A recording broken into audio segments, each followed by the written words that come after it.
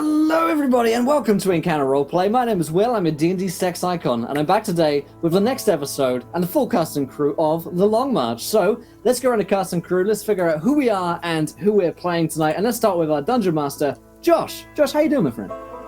I'm good. I'm super excited. I am older than I was last time. I've aged during the time, so it was my birthday. Last Wednesday, so I got to actually play D&D with you lot on my birthday, which was super cool. And now I'm going to kill you a week after, so it's super exciting. Looking forward to getting back into things, but let's go meet the cast and crew. Let's do it. Standard episode 2, we all die. Sounds good to me. We've got Laurelania back with us tonight. Laurelania, how you doing? I am great and totally was prepared to unmute my mic. I am fantastic. I just got done doing a crash course in Fantasy Grounds with the people over at Fantasy Grounds who actually took time out of their day to jump into my Discord and show me all the awesome stuff that you can do on Fantasy Grounds. Once again, that's Fantasy Grounds. Check it out. Our virtual tabletop of choice. Great stuff. We also have Jess with us tonight, Little Cup of Joe. Jess, how you doing? Good. I am Jess, Little Cup of Joe. I play Lucy, the incredibly awkward wizard, which isn't a stretch for me. Yeah, I'm excited to die, I guess, apparently. Absolutely. We also have Tool School with us tonight. Tool School, how you doing? I am doing good, and how in the world did this happen? I am celebrating, what is this, 21 months with this crazy channel?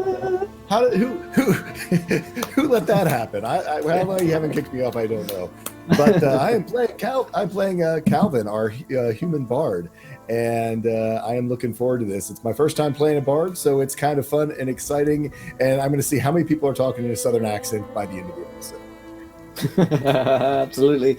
As for myself, I will be playing Curtis Fearson, who is a diplomat or spy, depending on who you're talking to. He uses a garrote, blow darts, and mayhaps a new weapon that we'll see coming into effect today.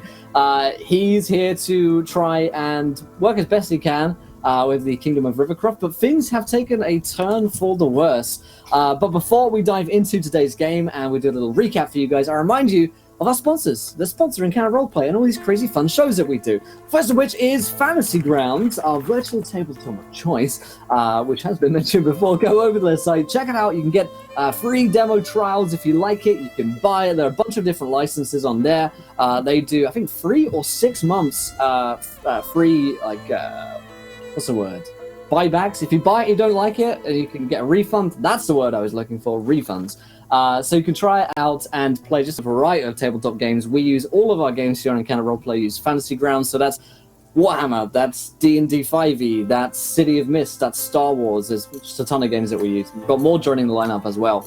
Also, you can check out Wayland Games for all of your miniature needs. So if you're not using virtual tabletops, and indeed the real tabletops, whatever the hell they are, you can get cool minis, Warhammer lines, D&D lines. They also sell D&D books over there at 20% off RRP. So go over there, check it out, and the sponsors support the show, so why not check them out and support them in turn.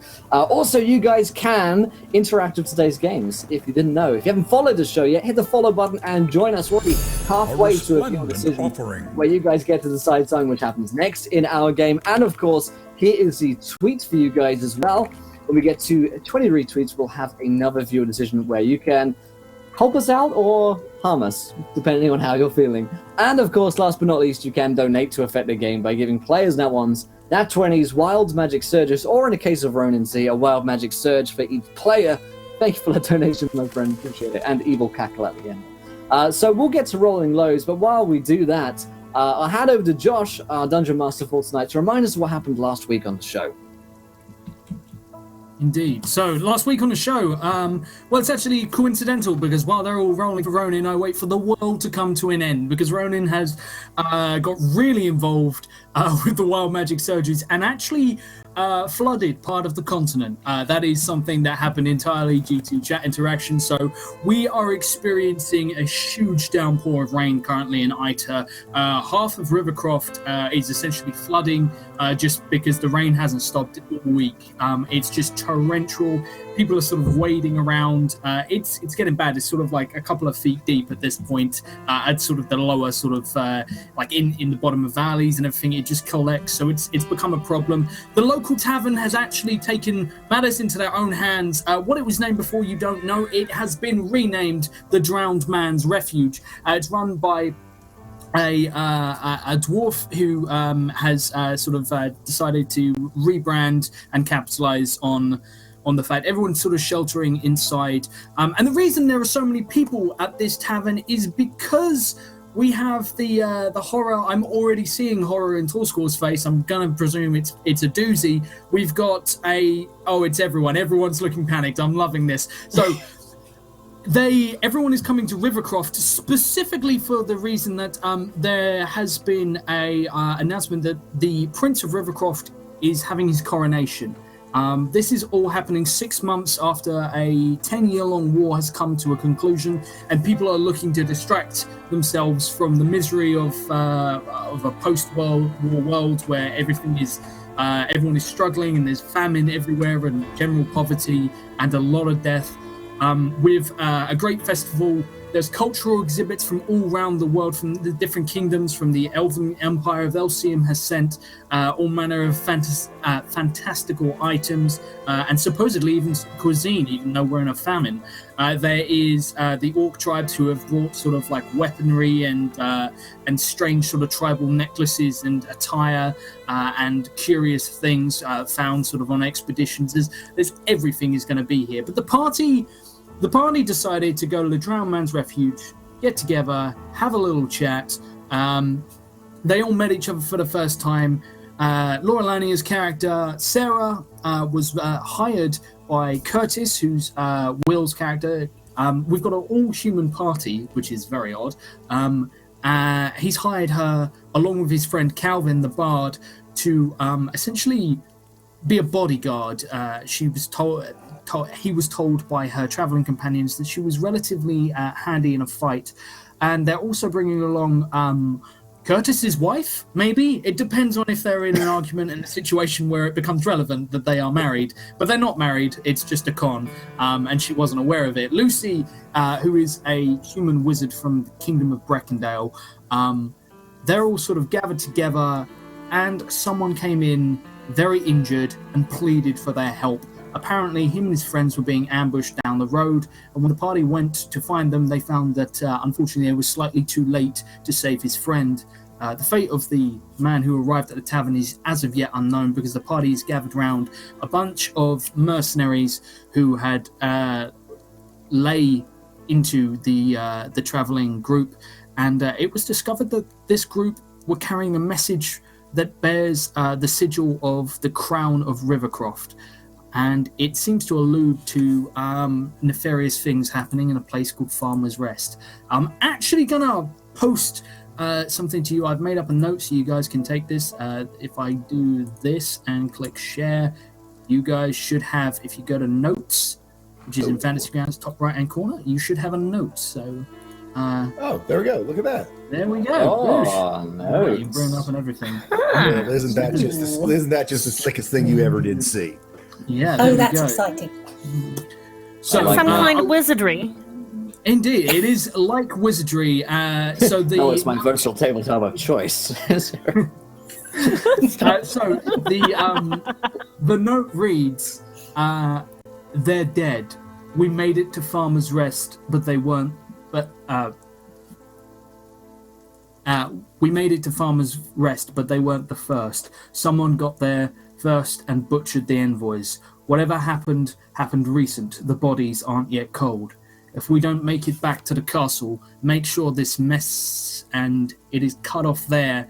And there is a note saying, the note is flecked with blood and seems to have been interrupted. Whatever the rest of the message was meant to be, it appears that these guys were waylaid upon and didn't get to finish writing it down. You guys have no survivors left, I believe. You've killed everyone, bar the one who poisoned himself. So you are standing sort of maybe thigh deep at this point in mud and water and just misery. It is dark, it is overcast, there are storms brewing all around you. It is particularly unpleasant. You have 4 dead bodies around you, one of which is partially naked and was a wolf just before he was killed. And the party's gathered together. But we're going to find out how everything I've planned is about to go down the toilet in a spectacular fashion. We've got some wild magic surges. I gotta read it out. So, Sarah, target's torso unzips and dumps all of her organs. So, Sarah... What the... Sarah, remember how you've never killed anyone before? Yes? Sarah, this doesn't agree with you, this life. It's just hit you, the visceral smell of it. And you see this guy, and you're looking down at him, and he's just... There's no sort of, like, movement. He's been shot through the throat by one of your arrows, and he's sort of floating there. And as you sort of reach out to sort of almost poke him, like, with the edge of your bow, bubbles come out from his mouth, and you watch as his eyes roll unnaturally in his skull, and it's just too much for you. And just you feel it. You feel whatever little food you've managed to stuff down yourself in the last few days, and also, unfortunately, the liquor from earlier just comes heaving in a swirl up, and you are violently, explosively unwell suddenly as you vomit basically on the water next to this floating corpse. Nice. My wild magic surge, yes. If caster stands on a riverbank, the bank crumbles beneath me. Fantastic. And you guys hadn't had a chance to bury these bodies, had you? You decided that, we weren't gonna, with all this water. Just as this happens, another swell of water comes rushing down the hill near you. Everyone make me, you can make me either a dex save to try and get up onto like the tree trunk, or you can make me a con save or a strength save to try and just brace yourself in place. Okay. As sort of a mini wave comes rolling down as the banks of what's probably a divot at the top of the hill break from the rainfall. Nice. I'll also read out the other wild magic surges here. Okay. Tall squalls is all within 50 yards, appear to have advanced leprosy. This is true. And Jess, Lucy is suspected of plotting to exterminate her entire species. I don't know why this happens to me. Welcome to the Long March. You know when you it's not you, it's Ronan. It is Ronan. He has the craziest wild magic surges. So 24 on my dex. How many people are going to be out to get me by the end of this campaign? Well, all of Apparently them. You should make you a mask or something, maybe a disguise. Well, you guys are starting to... You've been out here for quite some time. You've been soaked for quite some time. You haven't been warm, apart from being in the bar briefly. You've come back out into this weather, and it's starting to take its toll on you guys. Can everyone give me a con save? And how do we do on evading that incoming? On an 11... Calvin only rolled a 9. Okay, so 24. Sarah and Calvin are basically almost washed off their feet, trying to sort of grab for the branches of this felled tree near you, and it just sort of pushes you back into sort of the hill opposite, forming like a micro valley, and you're just sort of sloshed into. And Sarah, he washes up. This corpse of the man you killed washes up next to you, just laying there, unflinching, staring up at the clouds. It's the big thing that gets to you is the fact that he doesn't blink, despite the fact that raindrops are hitting his eyes. It's that unflinching, unmoving, eerily cold stare. I kind of picture myself like almost getting washed away and throwing my hands down in front of the mud and then retching again and just kind of like almost comically like getting up, falling into my own vomit, standing, the horror of it really sinking in for my character. And by the time she eventually stands, she's just covered in a mixture of mud and blood and vomit and is just visibly shaking. Yeah, Curtis will sort of pick her up because he feels responsible for her having basically sent her into this situation. So he'll like help pull her up out of the mud and say, "Are you okay?" I think I'll be okay. I'm okay, she says, almost starting to rock back and forth, just the reality of the situation setting in for her. It's okay, we'll get away from here. We need to head back into town. Yes, that would be a good idea, I think. It's probably a good idea if you guys start to move away, because out here being sort of sloshing around in it all, it is bitterly cold and it's starting to set in. You guys have sort of like almost shriveling like prunes out here in just a consistent wetness. Yeah. It's damaging sort of like stuff you're carrying as well. It's just, you're saturated. You need to be out of this downpour as soon as you can. Gonna sort of like put my cloak up around me to provide whatever shelter it can, even if it's completely sodden, and say, we need to get to Prince Henry Renford as soon as possible. Let's try and keep low, and if anyone tries to stop us, just keep walking. Yes, agreed. Yeah, we need to get our giddy up and get on out of here, because we don't need to do these bodies, and we're all going to freeze to death if we stay out here much longer. Let's find some shelter. Quite agree. It's too late to see the prince now, I'd imagine. Maybe we can go back to the tavern, get a night's rest, and I can meet up with this Artemis, the fella that I think might be able to help us out. Yeah, we got rooms there. Yeah. Let's do Come on, it. Sarah. You'll feel warmer. You feel better inside of a fire and some stiff drink. My stomach Oh, hurts. I know. We'll get you some tea, dear. Yes, something to settle your stomach. Right. All right. As the party sort of moves back along, you notice that the two of the bodies have just vanished, probably sort of buried under like layers of mud and silt that's sort of just been washed down in this. It looks like your hunch on not needing to bury them in all of this is a good solid one. So as you all... Sorry, just Windows update came up, and I'm like, no, don't you dare, not today. Don't you do it. What do we say to the god of death? Exactly.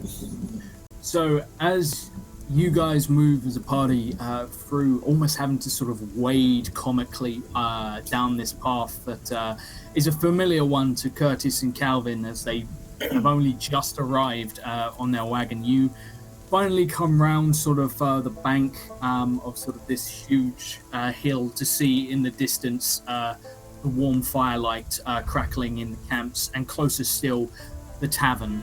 And you can see that there are still people loitering outside, but there are also people who are now sort of erecting like makeshift lean-to tents around the structure opposite this huge stage that was meant to be a place for performers to come, which is pretty much looks abandoned now, considering how the weather has been the past few weeks.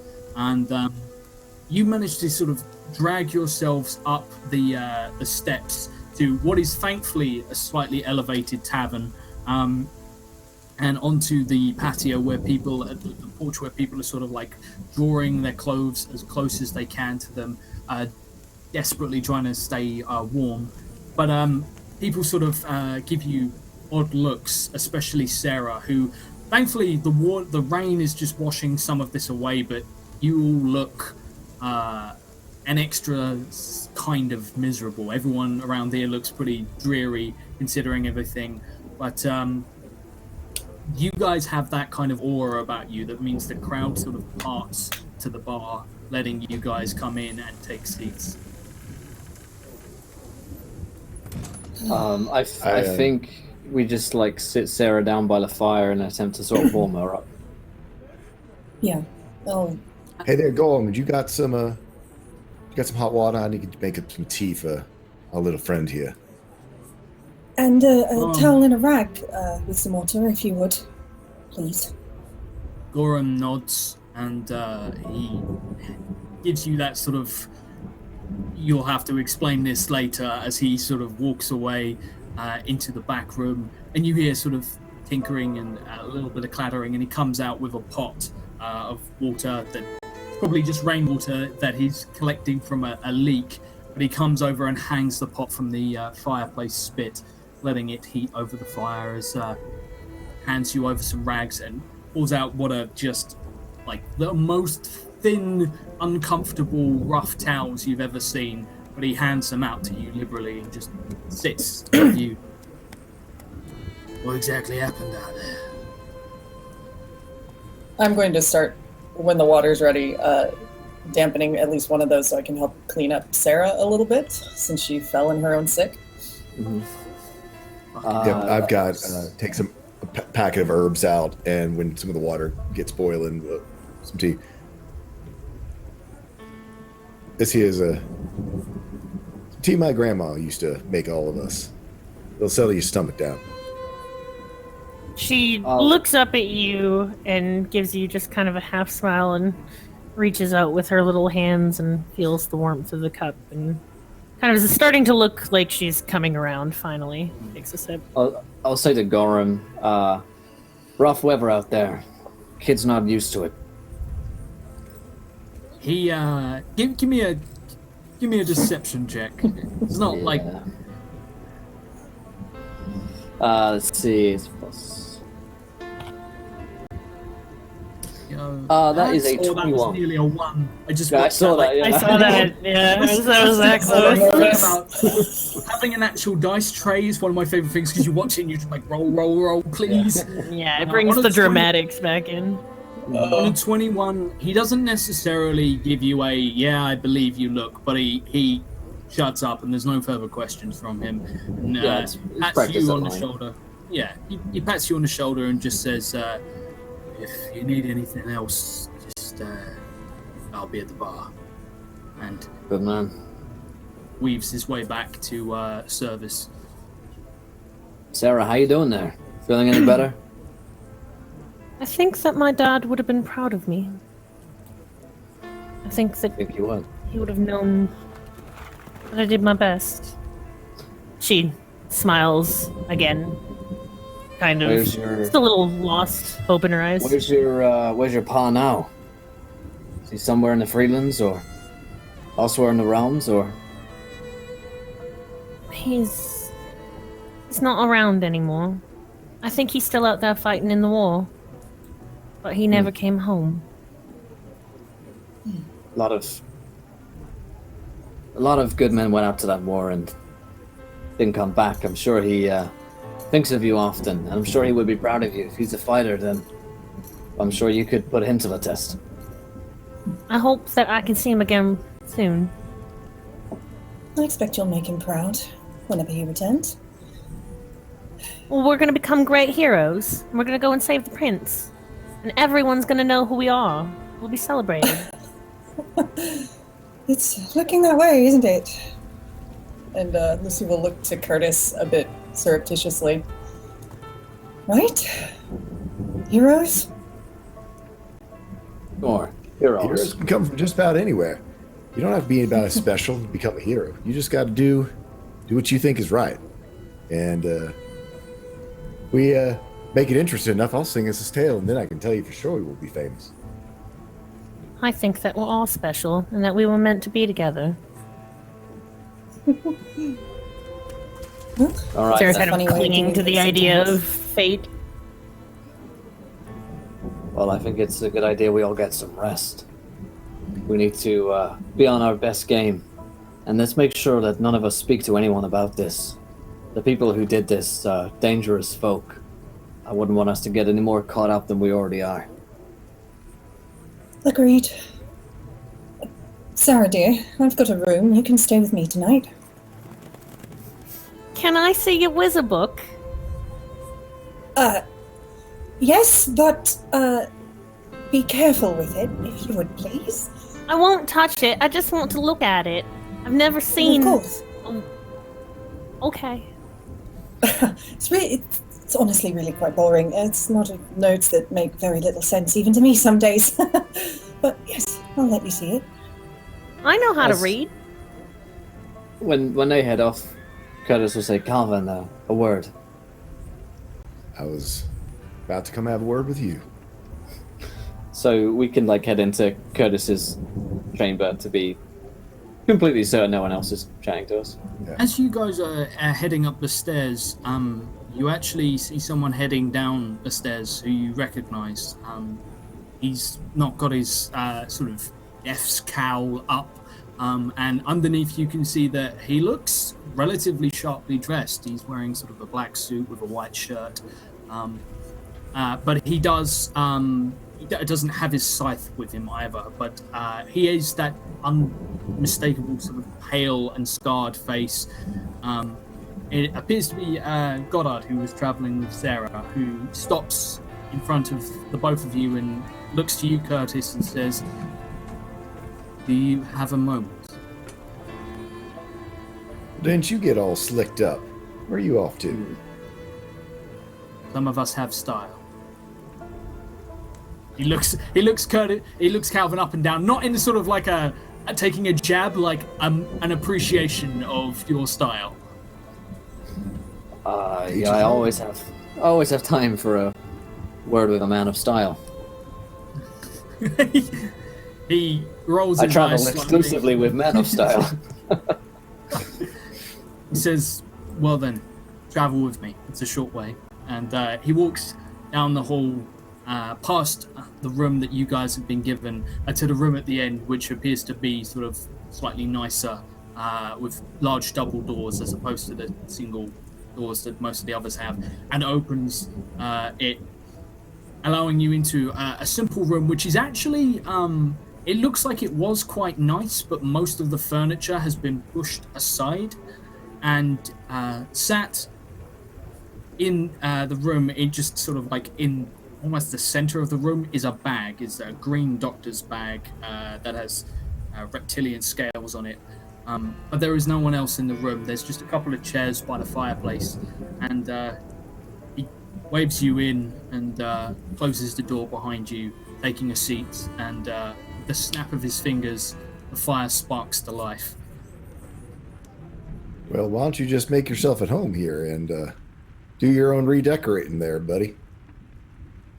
He shakes his head. Not that I mind, and certainly we've seen that bag ain't just no normal bag that you got there. He eyes the bag, gives you a look and sort of nods, just kind of, that's certainly a way to look at it. But as much as we could talk about bags and style, I'd rather talk about the man that arrived here. What happened to him? Well, he's alive. Just. But Good. something... One of his wounds... How familiar are you with poison? Intimately. I looked at Curtis. He shifts his focus specifically, like locks eyes with Curtis, and he seems to just stare at you for a long, hard moment, as if he's looking through you. And finally just sighs, rubs his face, and stretches as if his bones are aching from the cold weather, and reaches into a pocket, pulling out a hip flask, which he uncorks and begins to drink liberally for, and offers it to the both of you. I'll take a sniff. It's very eye-wateringly strong whiskey.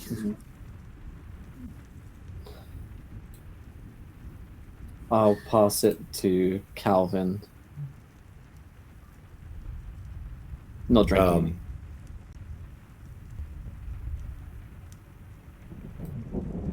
Well, you just asked us what we know about poison, then you hand us a flask. What do you expect? He nods, gives a small smile, and says, "It's the easiest way to make sure you don't have to share." And just takes another big swig from it, stoppers it, and tucks it back into his jacket. Curtis, you're aware that poison comes in a real variety of forms. Certainly. The poison that this particular injury, I'm astounded he made it as far as he did.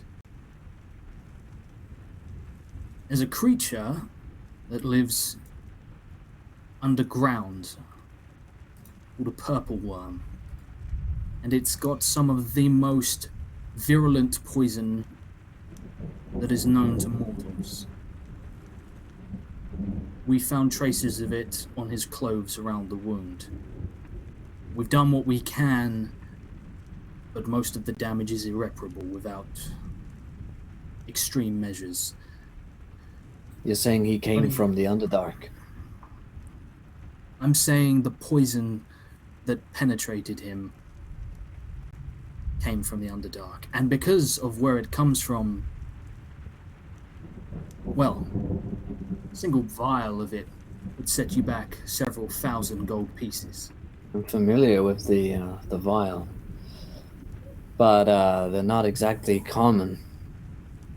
Perhaps it's best we just shoot straight with one another, Goddard. Out there we ran into assassins. He's one of the king's royal messengers, the man that's still alive. Not sure who exactly the assassins are, but one of them was a beast and a man at the same time. They were trained. The one that we managed to capture took his own life with a vial of poison hidden inside his tooth. He smiled as he died.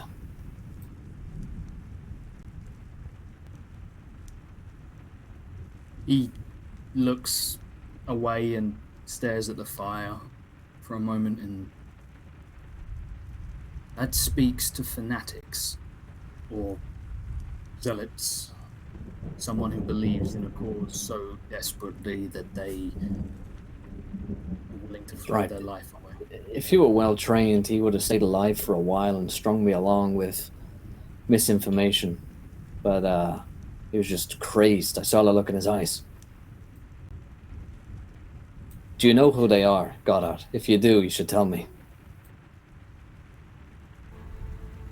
Where are their bodies? Lost in the mud.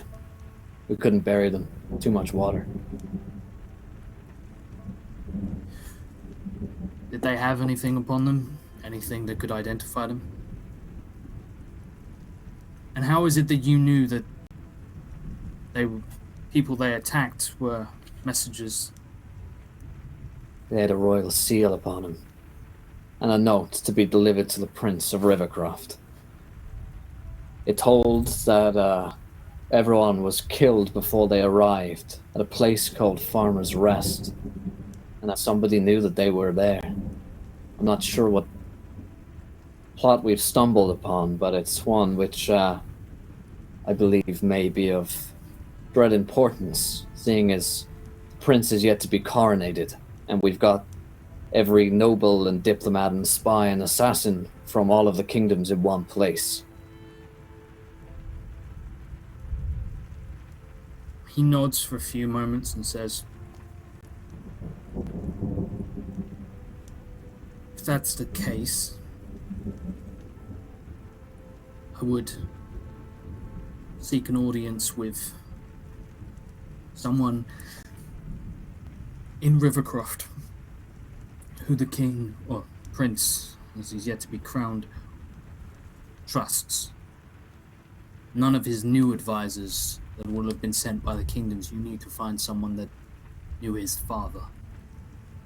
Someone you know recommend? will pass on the message." Would I guess, history check, maybe would I know someone of that? Yeah, absolutely, yeah. Okay. And I want to do an insight check on Goddard as well.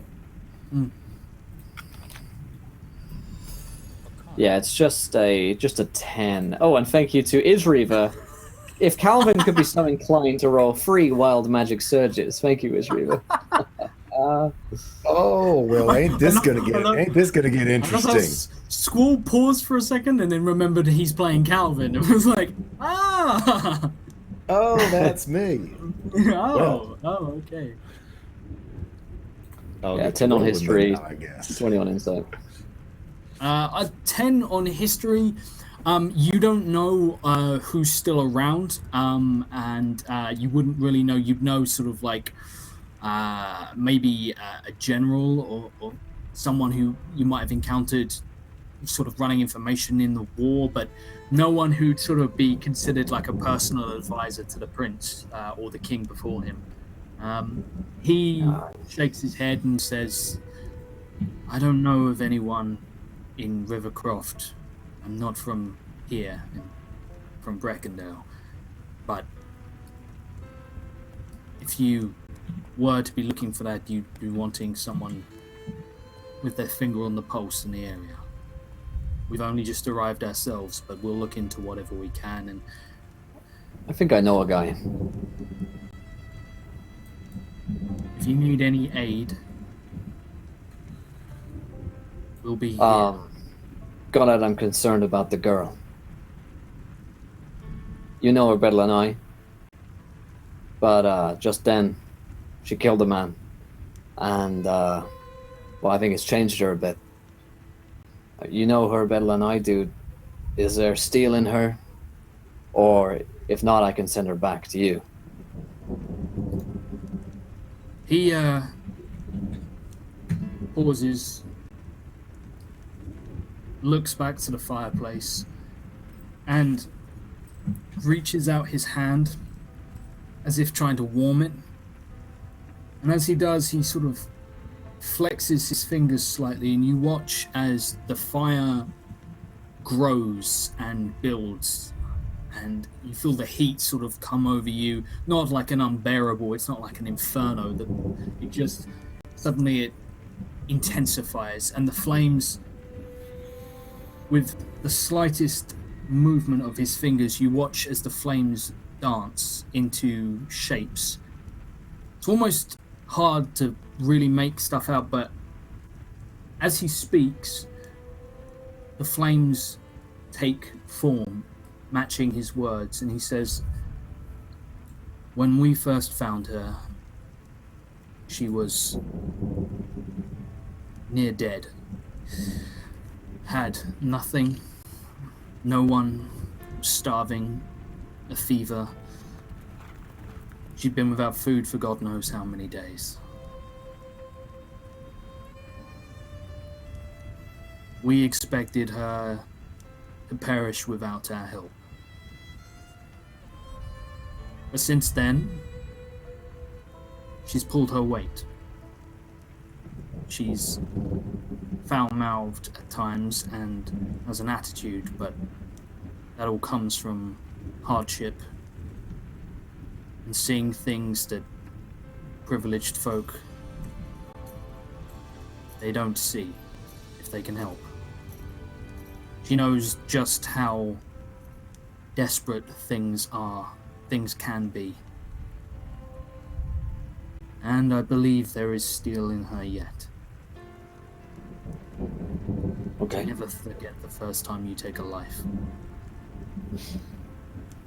Yeah. Agreed. Thank you, Goddard.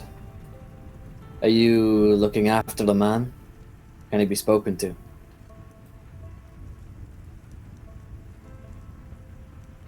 He nods and give me a moment. And he pauses, and under his breath you hear him sort of whisper and murmur. What languages do you speak, Curtis? Let me check right for you. I speak Common, Dwarvish, and Elvish. Okay. Calvin, I know you're looking up stuff, but what languages does Calvin speak?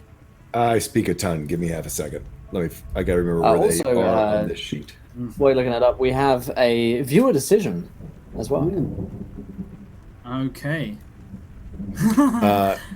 Me, I speak Elven, Common, Sylvan, Dwarvish, and Infernal. Elven, Dwarven, Sylvan, Elven, Common, Sylvan, Dwarven, and Infernal. Okay, you both hear him speak. You don't understand the language. You may have... Give me an intelligence check to see if you can sort of piece together what the language is just from hearing it by sound. But it's not common. It's not, and by that I mean it's not a spoken language by the masses. An 18. Ooh, that's an 18 for me. Yep, straight 13. Calvin, you know this to be a form of celestial, although it's not a. It's almost as if it's got a different, almost like regional. So there's celestial. Yeah. It's almost as if Are you there's telling me something he has a about regional accent that's celestial, so he's kind of celestial adjacent? Yeah, that's exactly what I'm saying. As in, there's something like you recognize it, but there's like it doesn't sound the way you pick out sort of like words that you've heard before that you wouldn't be able to translate, but there's something to it that is slightly off, as if it's almost sort of like hearing someone speak ye old English and not really. You can pick out that it's English even if you don't speak it, but there's something about it that's a bit odd. Right. I mean, I figure as a bard, he just like sometimes when you're in choir or something, you sing songs in Latin, even if you don't know Latin, but you know that it's a song in Latin, so it's that type of idea. So you rolled me an insight check just before everything goes terribly wrong for you with wild magic surges. You did roll me an insight check. What were you looking for? He was awfully interested, and we were giving, and Curtis was giving lots of information, and so I was just kind of. Whether his motives seemed nefarious, whether he seemed to be, trying to set us up in some way. On a 20, he seems reserved and weary more than anything. But I'd also say, after hearing him talk about Sarah, probably set Calvin a little bit more at ease. I mean, he's used to dealing with liars and scoundrels. Scoundrels. Liars and scoundrels. Like my friend Josh from that UK area over there. Yeah. He had a regional voice. I assumed he was a scouser.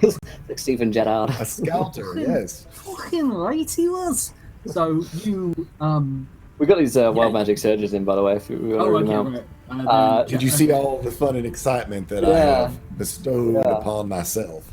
They are in chat. Next weapon to wound Calvin is jealously sought by collectors. Second one, Tool School can hear what is going on in his home wherever he is. It's implanted some kind of bug. Okay. Well, I'm going to say... I was thinking if we wanted to make... You don't really have a home. You're more of a traveler, aren't you? Well, that's what I was kind of thinking. I mean, if you wanted to fit it in, that basically by talking with other bards and hearing other songs, that I basically sort of glean what's going on back home. I mean, unless you wanted to truly be like a magical thing. I'm gonna. Well, I'll give you. You know what? I'll give you a choice because I'm generous like that. Be afraid. You can have either when you travel to a new location and you speak to bards or people, or maybe even soldiers who know tales. You can hear of tales from faraway lands that have been sort of buried through legends and song and that sort of thing. Or you can have it that whilst you are resting, if conversations happen around you, you can sort of almost lightly sleep and pay attention to sort of conversations and sort of like, so if you're in a room, you'll be able to hear what's going on in adjacent rooms, that sort of thing. It's up to you. Cool. One or the other. I see him being sort of being the light sleeper. I mean, the idea of, almost that, how about like when you're watching, when you leave the TV on, you fall asleep, you kind of dream about what's happening on the TV. I kind of seeing it being sort of like that. He's one of those like kind of lucid dreamer that when he's overhearing other conversations, he's taking them in while sleeping. So I'll work in the wound for the weapon Yes. to wound you in the collectors, and that's how that one will work. But the last one's on you, dude. The last one's on you. Oh, yeah. I'm not getting involved in this. So Calvin salivates heavily during battle. Battle. It's a condition. He's a Please do troll. not He's a make fun of troll. me for a condition. It's Like a it's a dog, nervous. Just with like that big jaw, like a dog, like with big jowls, just like, charging for. But I mentioned, like, if you're yelling battle songs and stuff, maybe you just spittle ever, like, that's kind of. I get a little bit excited so when I'm in gross. battle. Please do not disparage me of a impediment that I've had since ever I was a small child. We don't talk about it after the event. I The think. first rule of battling with Calvin is you don't talk about that I can't say it without spraying it. I always try and stay upwind. Oh, God. So. Wow. There is an awkward pause where Goddard finishes speaking and then just waits expectantly, and then finally he sort of seems like he watches his focus vanishes in his eyes as if he's sort of concentrating on something. He says, "You may speak with him briefly, but this stays between us. You've showed us trust. I'm willing to show you, well, he's willing to show you some in return." And he gestures to the bag, which is just sat there. I reach in. As you open it up, a portal of green appears swirling in front of you. And as you reach in, instead of finding like something, like items, instead of finding like clutter or anything like that, you reach down, your hand hits cold stone. And you feel it doesn't move at all. It's like you've reached down into the foundations, but you know that if it was a normal bag, your hand would be touching the floor, but it's gone deeper than that and found stone. It says, "Mind the steps." I'll step inside.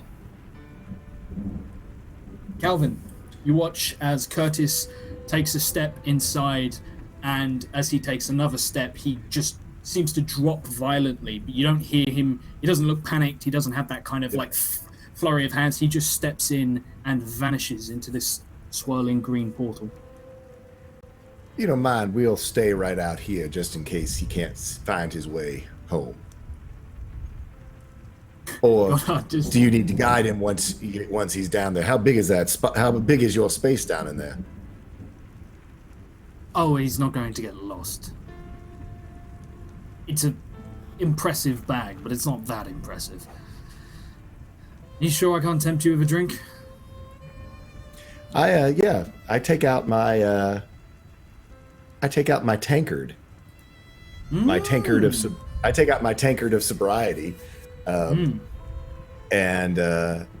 sure, let's tie one on. Nothing else better to do when it's raining. He nods, uncorks it, and pours you a liberal amount. Not seeming to, it's not like a testing look. He just looks like he's used to pouring those kinds of measures. Restoppers it, and gives you sort of a toast, not drinking himself, and making himself comfortable, stretching by the fireplace. Well, you've certainly been around the block 2 or 3 times. Where do you hail from originally? Pauses and Man of your style can't have just come out of the fields. long time ago, I was from Breckendale. I left that behind me.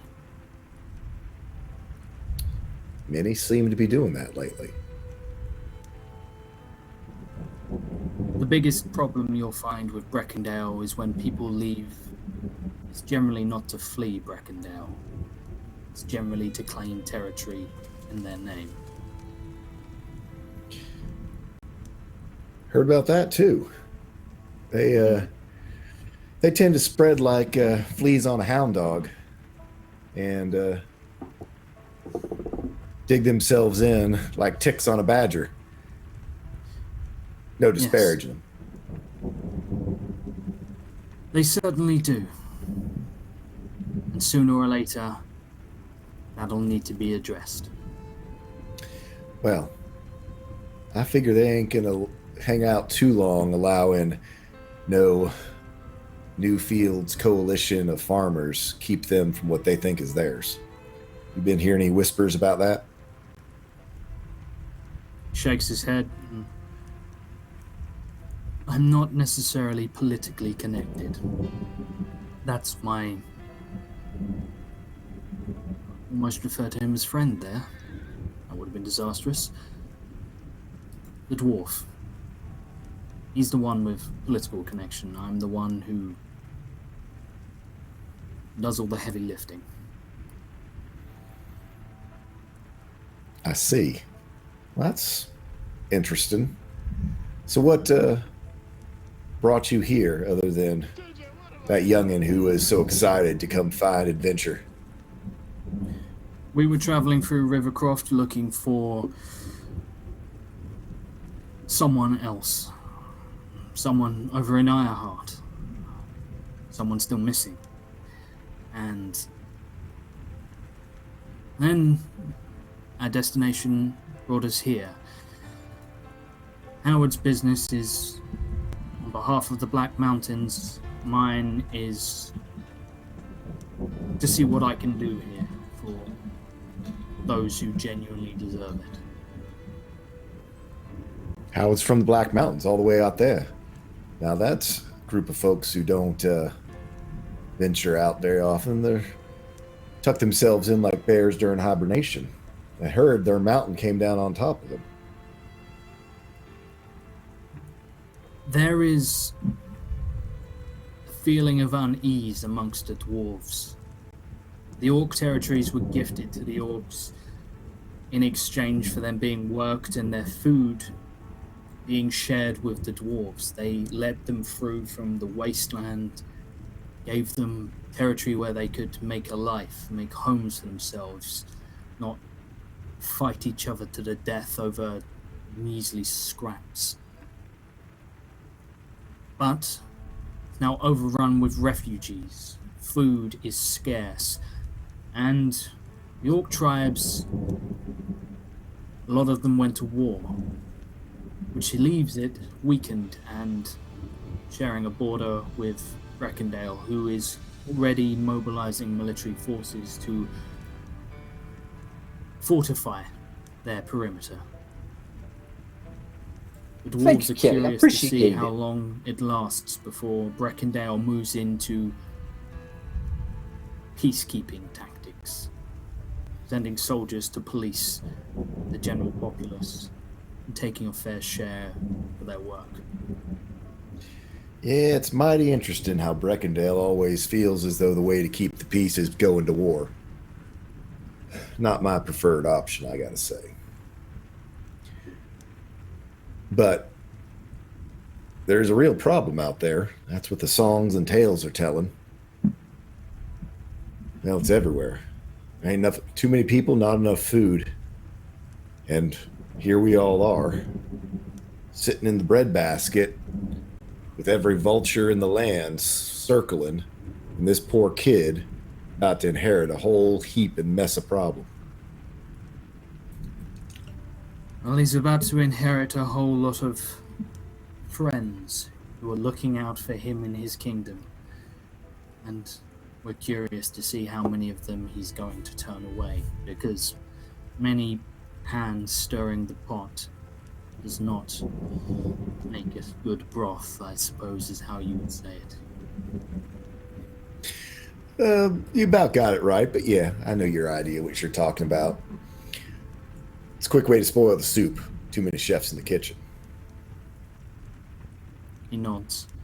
So, we're waiting to see how long this lasts before someone strikes and sets this whole tinderbox off. Well, I don't know a whole lot about this place they were talking about, this Farmer's Rest. Sarah seems to, though. And when you've got zealots dressed up like foxes in the henhouse and messengers skulking around like peasants, that can only mean there is a whole bunch of burrows under the ground and moles who are going to end up in the kitchen. He Weevils in your bread sack, if you know what I mean. He nods at that, unstoppers his whiskey, and takes a long drink, which he doesn't surface from for a little while. And we're going to cut there to Curtis, who is standing in a staircase that heads down into a large office space. Ceiling looks vaulted and probably sort of like 20 feet high, and there are bookshelves on every wall that are just stacked and crammed with as many tomes and volumes of books as you can possibly imagine. The only thing that really gives light to the room are candles on every surface and stained glass windows that let in an eerie green light from the outside, which sort of catches with everything. But you see a big fireplace with two very comfortable chairs sat either side a chessboard that is black and green and stone and looks, to describe it to you out of character, almost Cthulhu-like. The strangeness of the individual pieces are very pronounced. There's a desk to your right which has paper everywhere and just all manner of strange-looking things over it. And there is a small, slightly ethereal woman standing at the bottom of the staircase, who gives you a bow, just says, "Welcome. You must be Curtis." I am. And who are you? "My name is Lynn. I'm Howard's assistant. Please take a seat." And she gestures to like what is essentially a counselor's couch, like a very long, sweeping, heavy leather sort of affair. "He'll be right with you." Curtis remains standing. Thank you. "Have I offended? I'm sorry, I'm still learning." No, I'm not offended by you. That's nice. She just stares. He'll wait in as silence. Yeah. There is no uncomfortableness, or she doesn't look awkward in any way. She just seems to be waiting to greet whoever comes next. And after a few moments, one of the bookcases shifts slightly, revealing a door behind it, and a very large dwarf who you've met previously comes out, oddly not wearing his armor. His armor is absent, and still wearing a smart suit. And he finishes wiping what looks like quite a bit of blood off his hands. And you watch as sort of like, as he wipes it, it just seems to vanish into thin air. And he looks over to... The other one wouldn't come, hey? He's got business upstairs. Right, of course. You wanted to speak Howard? with him. I do. Curtis. He gestures for you to come over and says, "Don't touch anything, don't move anything, and for God's sakes, whatever you do, don't ask him too many taxing questions. Whatever has been done to him was... He should be dead. I'm doing what I can." What's the explanation for him being alive, if you have one?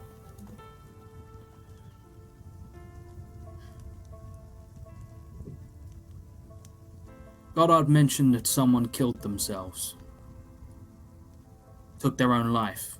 Refused to Poison. answer a question. Mm-hmm. Someone who believes that deeply in something is capable of doing remarkable things. Someone who wants to reach a destination badly enough. Sometimes they carry on past their body's limits before they fail. Other than that, he's not a commoner as such. Certainly looks it, certainly dresses it, but not in that armor. And whatever punched through it was unpleasant. You're dealing with professionals. We are dealing with professionals. So keep your conversation minimal and your questions to the point. And he gestures you through into what is like a very small triage area.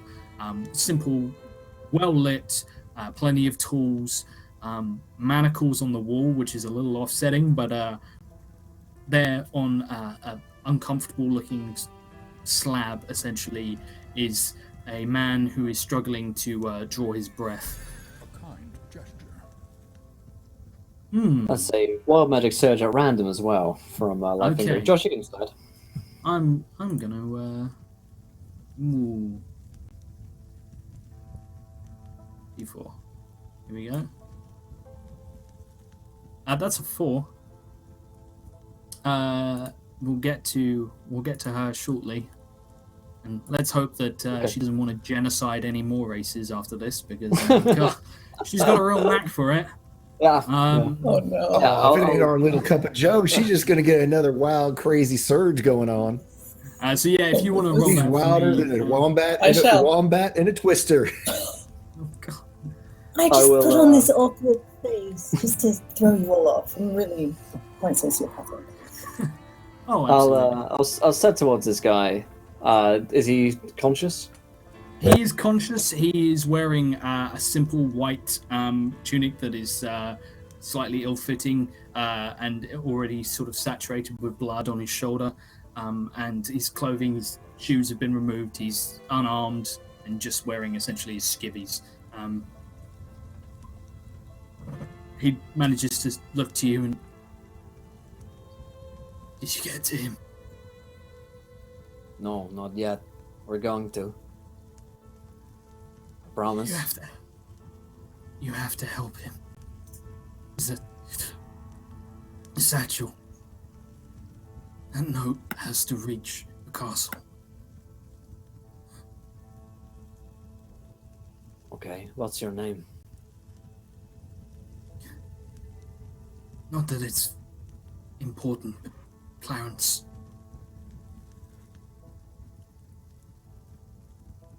Okay. What happened at Farmer's Rest?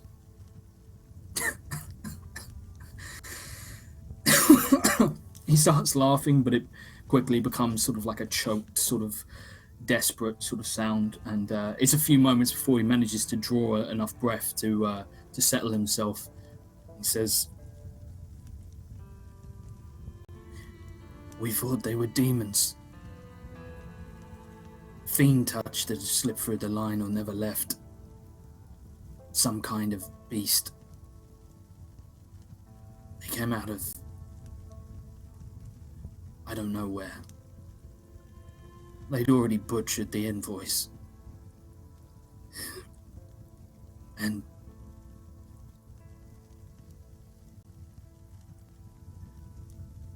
our whole convoy, everyone.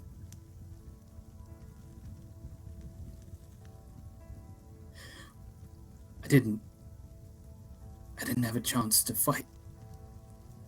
We lost too many too quickly. We knew we couldn't hold them back. We had no cover, so we just ran. They didn't pursue us, and we thought we were safe. And then something hit me.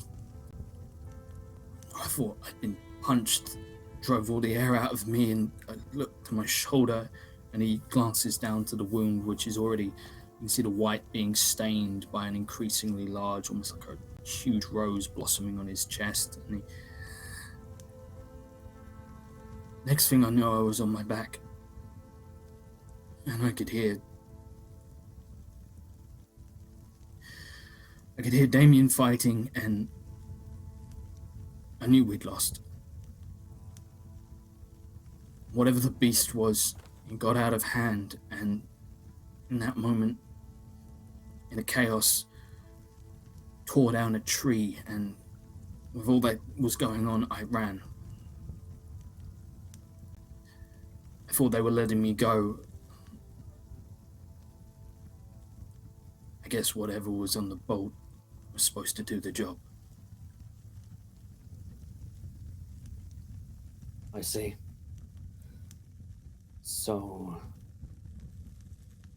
Farmer's Rest, the NFFC, are they involved? Are they the ones behind this? They're the ones that are dead. All of them? They were sending representatives to meet with the prince before the coronation, so they could start his reign from a position of strength with some kind of agreement. But we got there and they'd been butchered. I see. These demons or beasts, whatever they are, how many did they number? Many numbered they were in every room, behind every tree, every Hundreds? damn place. Thousands? They just poured. I don't know. I ran. Damien had the message. We had to warn someone. You have to get to him. Do you know anyone that I can speak to that might be a friend of the old king's? Someone that Henry will trust. He doesn't know me from Adam. I have the royal seal, but getting an audience is the main problem.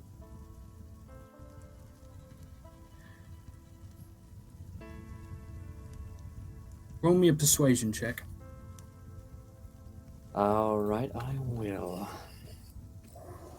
That is a +8, so let's try that. Damn. Oh wait, that's not it.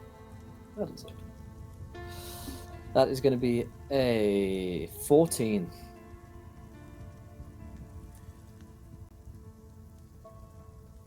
He winces and looks at you.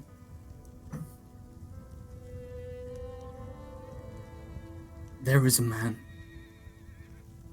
One. He was advisor to King.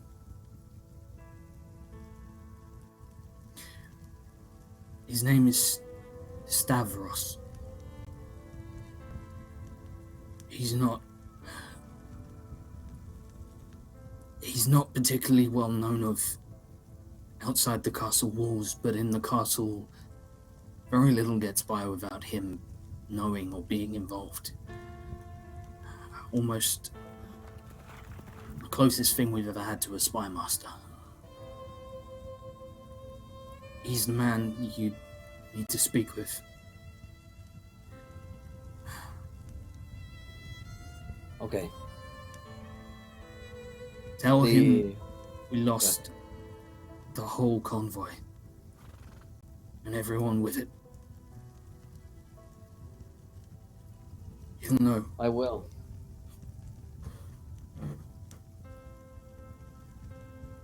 Thank you, Lars. He nods and sort of like reaches up for his shoulder, and Howard walks in and slaps his hand away as he reaches for it, quite uncaringly, but then looks at the wound and turns to you, Curtis, and says, he needs to rest. I'll see what I can do about drawing more of it out, but once it's in his blood, well, it's everywhere. Best of luck to you, Clarence. Thank you, Howard. And I'll walk up the steps out of the portal. As this happens, Curtis reappears, and as he steps out and steps over sort of the edge of the bag, it snaps shut and the portal vanishes, and it just becomes a bag, just sat there.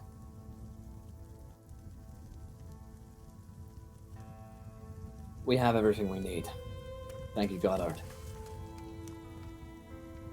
He nods and smiles to the both of you, but it's a cold, grim smile. If he says anything else, we'll pass along whatever messages we find. Do you have some way of communicating? Probably best thing I to do have is just sending. to. Well, that'll work too. I have a You have- sending stone. I don't have any way myself to tap into that. He reaches Maybe you are. onto his hip. He reaches onto his hip and draws a knife. A lock of hair from the both of you. If we can scry on you, we can keep tabs on you. And if you find yourselves disappearing and we don't hear from you in a while, we can check on all of you.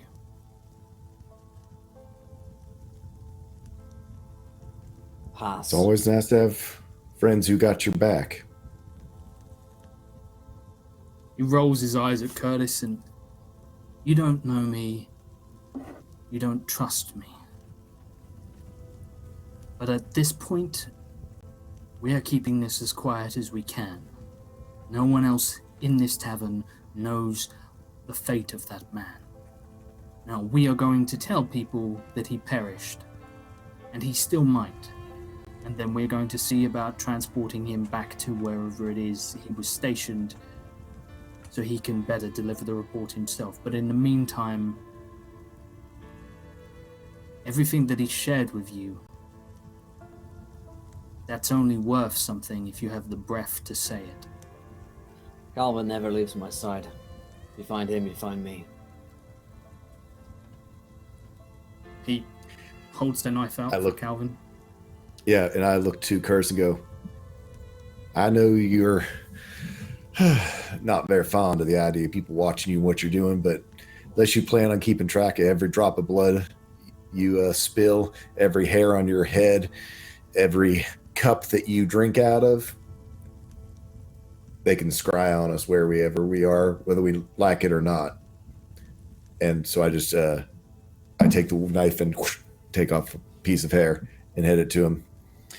Goes, and I live and wink and go, you know that works both ways, right?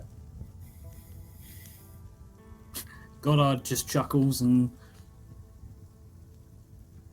if you find me, you've staggered into the tavern. If I find you, you've staggered into trouble. I know which one I prefer. Look after yourselves as best you can. That we will. Turn and leave back into Curtis's room for private chats.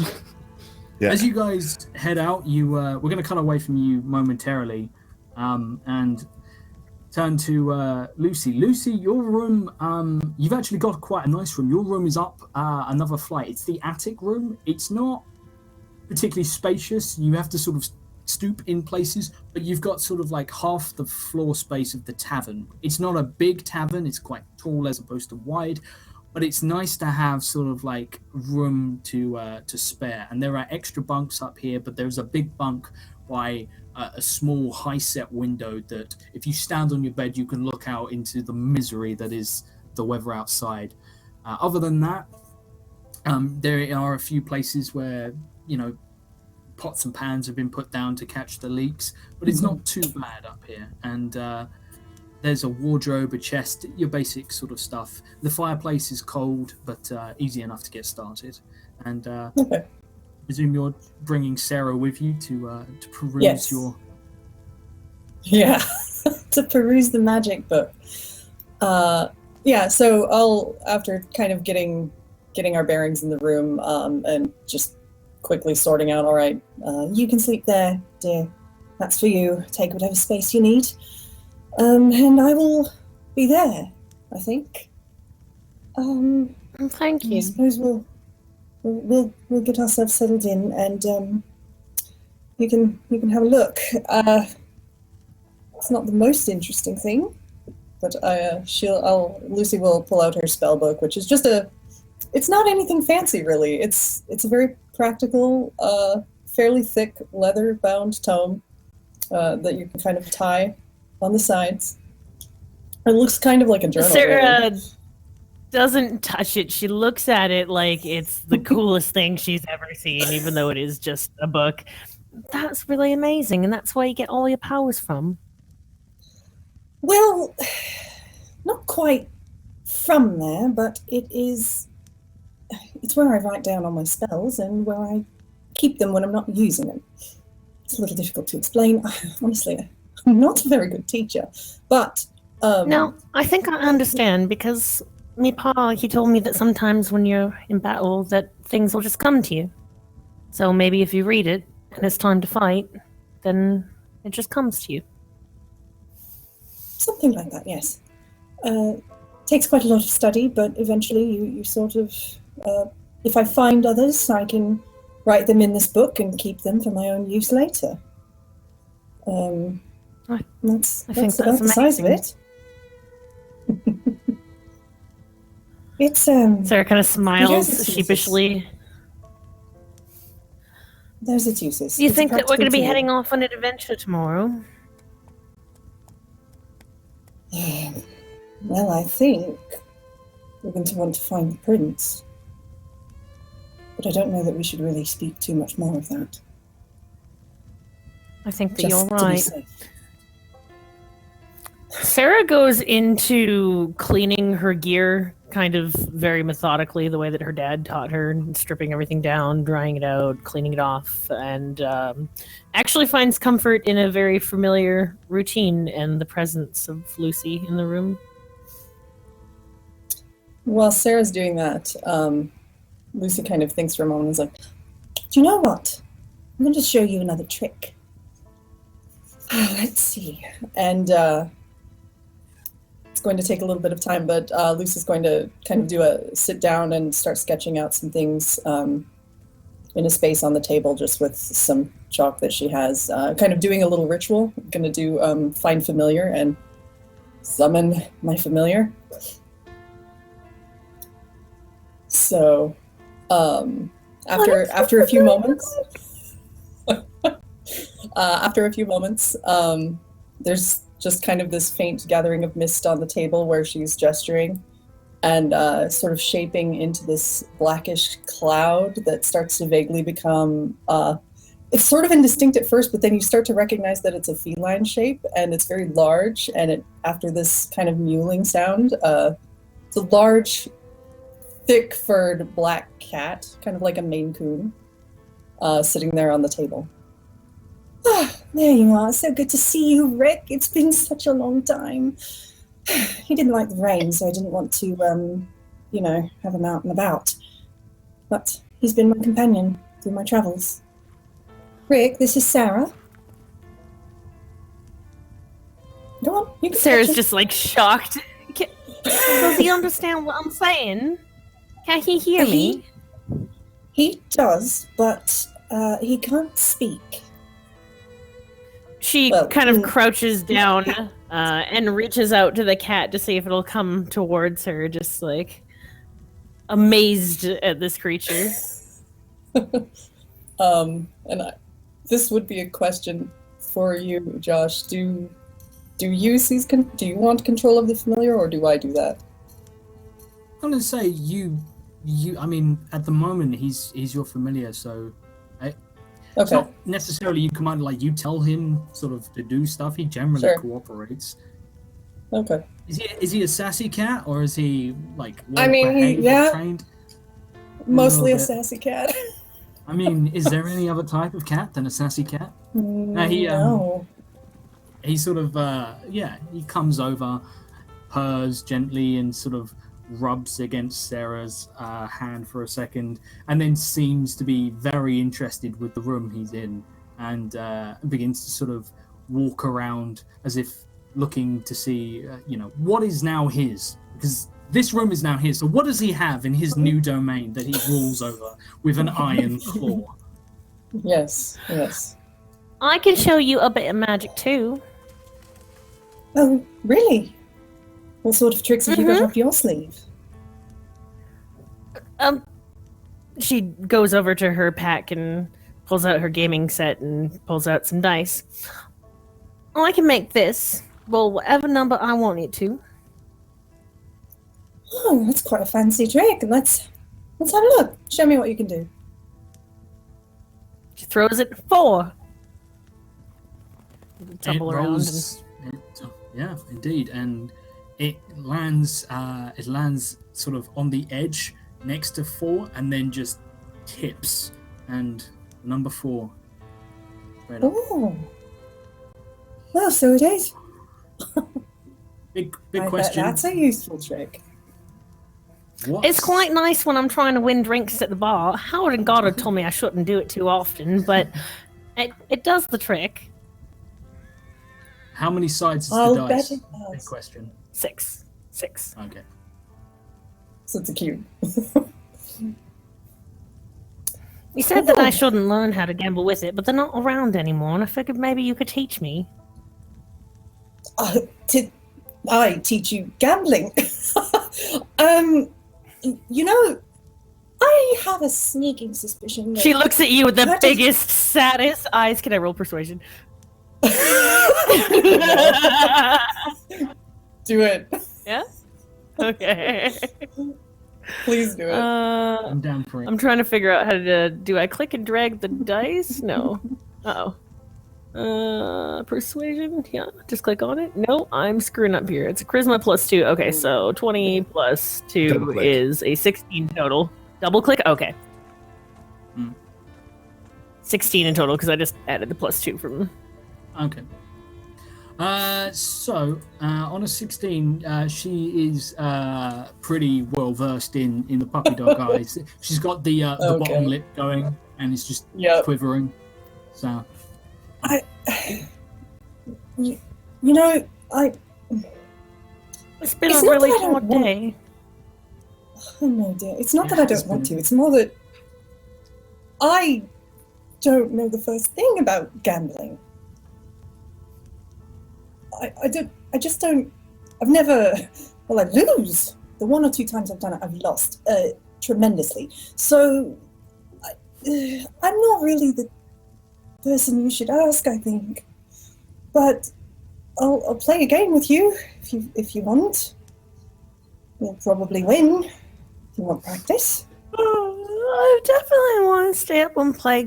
I would love to stay up and play games, she says, kind of in that young teenager way, starting to rub at her eyes and Starting to get a fall little asleep. puffy face. Yeah, she's like, yeah, I can stay up with the adults. I can do it. And I can hang. and she just she slowly starts droopy eyes. just kind of like leaning down more and more and more, and all of a sudden she's laying down on the ground, and the next thing you know, she's just out cold. Oh dear. Okay. All right. All right. Let's get you to bed. So Lucy will There's a knock start at the to gather door. her up. Yes. Loud enough to Who is wake it? me up, or It's not a very loud knock. It's a polite, not timid, but a quiet knock. Are you in the process of Yeah, trying to what- pick Sarah up and move her? Or? Yes, I've got Like, her you probably half. You- Like, you're not half lifted and Sarah, awkwardly- you're like Sarah's like half like in that kind of. She's not really aware of what's Yeah. going on. She's just sort of like, Yeah. huh? What? So I've just And kind you- of got her like up against me a little bit, and I'm trying to drag her because I don't think I could lift her. She's grown enough. I'm not strong. Well, as you manage to sort of like lay her down on one of the bunks, relatively comfortable. Yeah, there's a second knock at the door. Who is it? Gorham sent me. I have a message from behind the bar. All right. She'll go to the door and pop it open just a peep and kind of gesture for her familiar to stay close behind her legs. There's Yes. a guy behind the door who is actually not looking at you. He's looking sort of down the steps that walk up into your room, and he turns and almost flinches ever so slightly, seeing you sort of peering through a crack. Looks you up and down and says, "You just told me to hand you this." And he slips like a slip of paper halfway through the crack in the door. Very good. It's a wild magic surge from Elar as well. Thank you, my friend. Ooh. I saw the goodness. 6 at the end of that, Did we and I was read like, out, oh my god, was that 6? Did we get Lucy's wild magic surge from Lifefingery read out yet? Oh, no, not read out. No, okay. Wait, that's not it. That's Tool School. That one that he said is correct for me though. Okay, Yeah. Caster feels powerless unless he/she is wearing boots on their hands. Mhm. There you are. That's why Lucy always feels really awkward and powerless.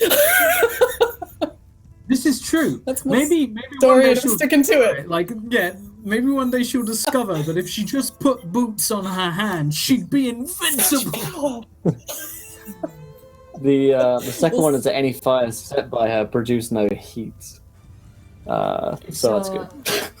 Yeah, Sarah, you've never been particularly good at getting fires going in any capacity, especially out on your own.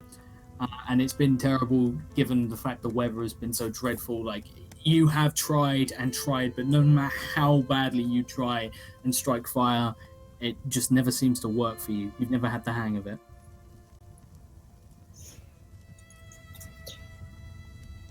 Poor Sarah. So So you were handed a slip of paper. yeah, Lucy will take a look at this. Take a look at the note. Not closing the door yet, and kind of keeping an eye on If the you messenger. take it, he turns and he begins to head down the steps. You notice he is armed. He has a short blade on his hip and is wearing ragged leather armor. Okay, so right then, guess that was your job. All right, fine. Shut the door and take a look at the note. So, as you unfurl the note, it's hastily scribbled in terrible handwriting. Looks like a child's sort of best efforts, but it reads, "Trouble in Breckendale with the Mages Guild. Keep it to yourself, and don't tell people you're from there."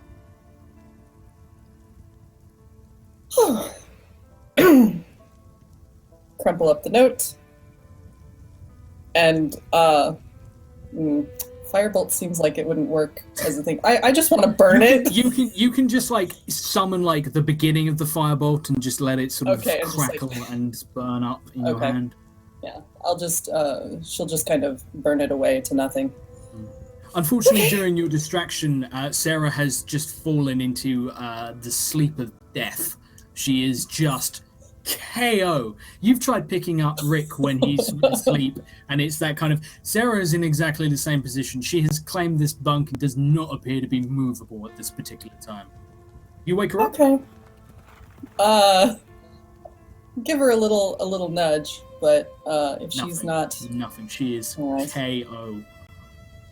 Okay, I should see what the boys are up to, I think. And then remember that she probably doesn't even know where their room is. So I guess she will head downstairs to see if she can find Gorham, locking the door to this room on the way out, and leaving Rick to keep an eye on Sarah. Okay.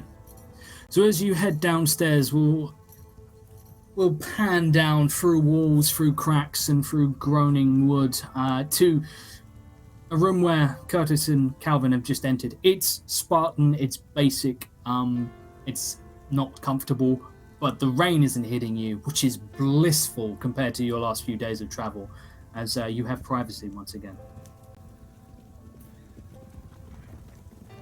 Well, Calvin, you're Yeah. muted. Well, weren't they an interesting pair? 2 peas in a pod. weren't they just? I trust them as far as what they've told us. They're holding back seems something like- or another, but For sure. But from what I learned from the Royal Messenger, Clarence, Stavros is the spy master that we need to talk to. The NFFC are all dead.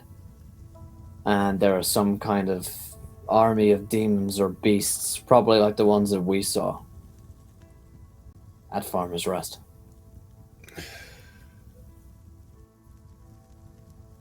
Well, I guess someone's already shit in the well, huh? Yeah. Sounds as though Brecondale is looking to expand her borders once again, pushing both into the orc waste potentially, and I can't imagine that they wouldn't want all this fertile land within their borders. True. Luckily But- for us, we know a mage from those places. We do, but I don't know. Something's got my hackles raised a little bit when people are sneaking around and everything within a couple hours points to who's in the wrong. That's usually not the person you should be looking for. It might be a little neatly tied together. Yeah, Brecondale's real easy to hate. They haven't made many friends. Now, I ain't saying that they are the sweetest peach pie that's ever sat on Grandma's sill, but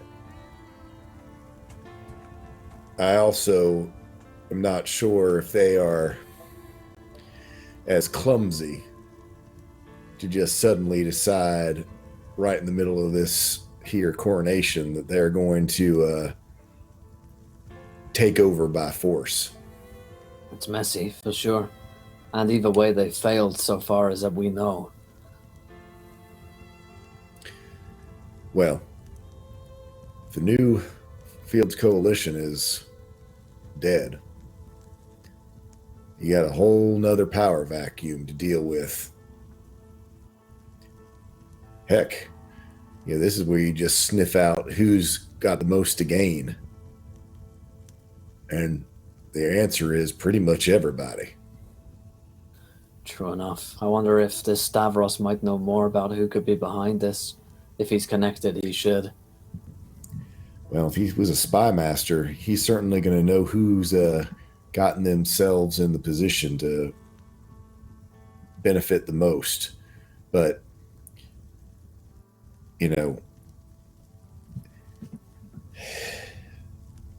having a group of everyone together to take out the biggest bully in the playground certainly smacks of someone trying to set themselves up to step into a leadership role. I agree. I think Lucy could be helpful in this. I don't think she knows that much, but she might know people who do. And I think she's malleable enough to be persuaded into doing what I ask her to. She seems to be good people. Oh, I think that's her I don't problem. know. Well, you like to say how you're not good people, but deep down you are. I know you get mad when I say such things, but you do the right thing when it comes down to it. Yeah, It's exactly. just the means. The means might be different at doing so. Let's lie low for a bit. Let's talk to this Artemis Remo, try and see if we can get a meeting with Stavros in the morning. Yeah, I hear he likes to hang out at that Silver Serpent Inn up in Rivercroft. Don't know exactly where that is from here, but that's probably the next place to head to. I think it's closer to the city than we are right now. Yeah. We can track him down in the morning. Yep. Best to get ourselves some rest and see what the morrow brings. Agreed. Wow.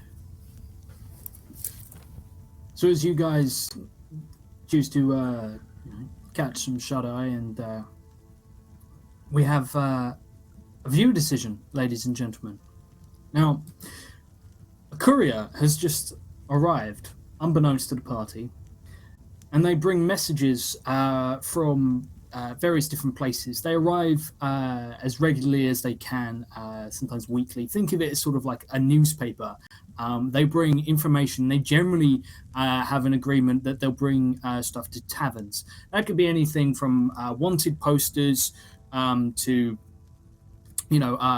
problems that have happened, sort of major political deaths or religious figures who've made specific sermons. It could be a lot of different things, public announcements, that sort of thing. There's a couple already in his bag, but one of which hasn't been written yet. It's because you're going to write it for me, chat. What message does this messenger bring of trouble outside the kingdom? Interesting.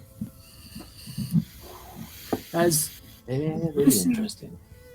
Lucy, you head downstairs into a much quieter, a lot of people who actually here who have been allowed to sort of stay. Gorham has sent to bed for causing ruckus and everything, and it's quietened down.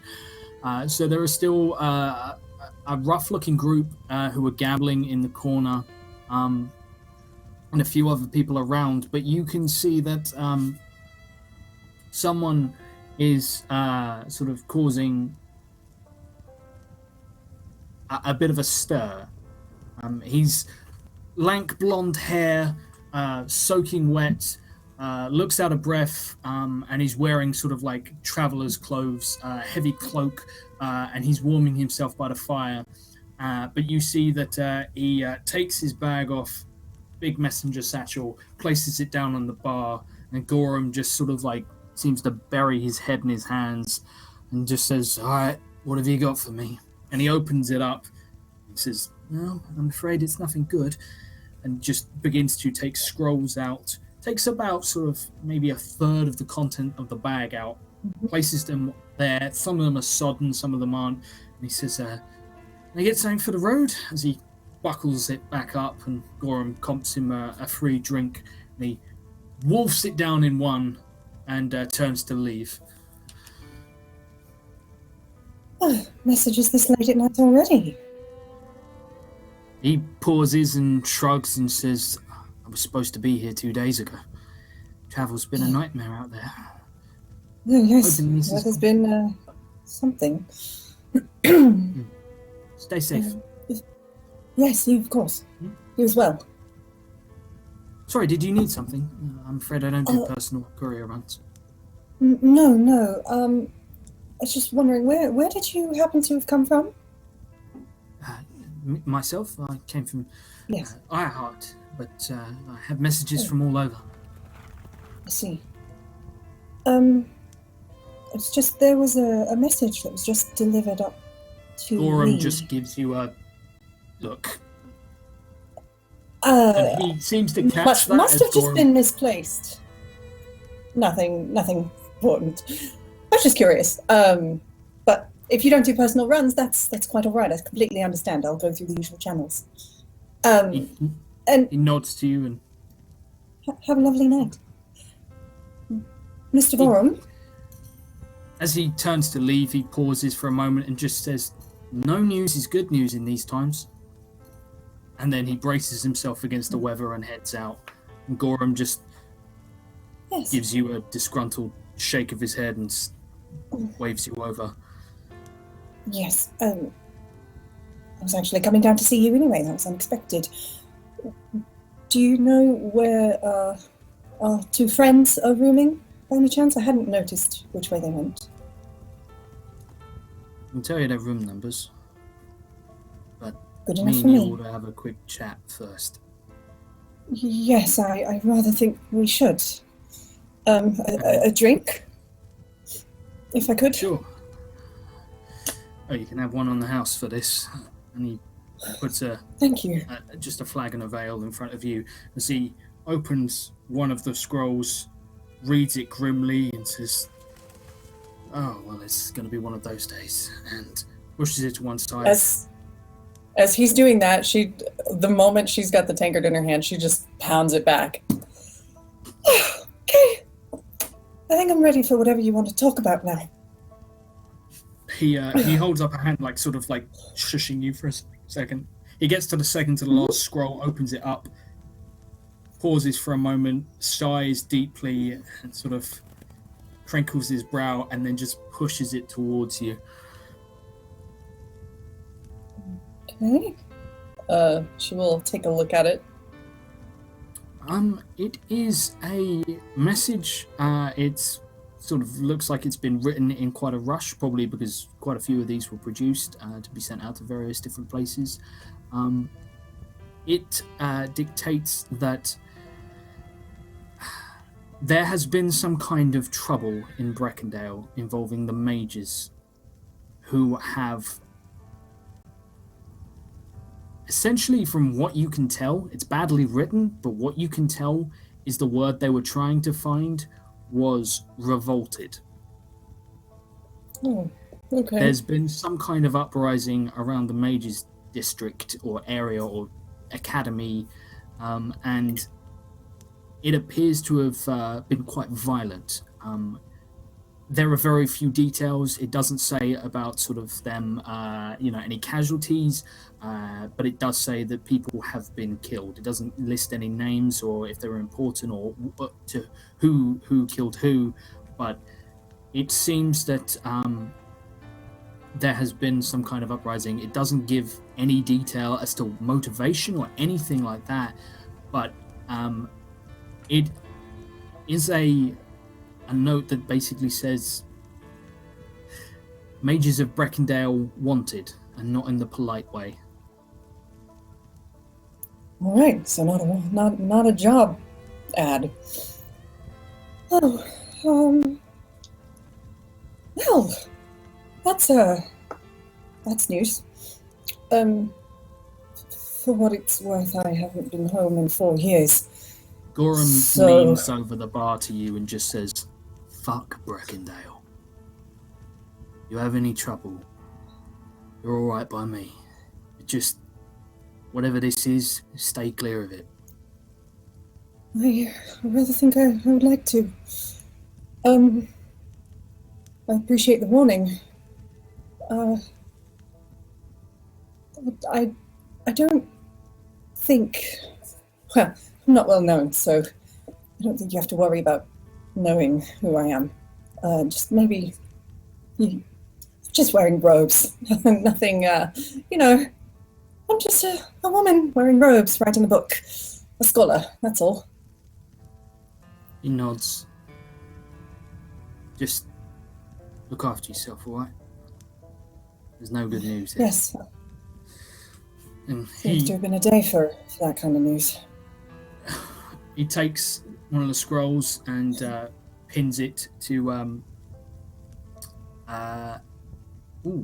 he takes one of the scrolls, pins it up. This one isn't one of the ones that he has been delivered. This is something that you recognize his terrible handwriting. He pins it up.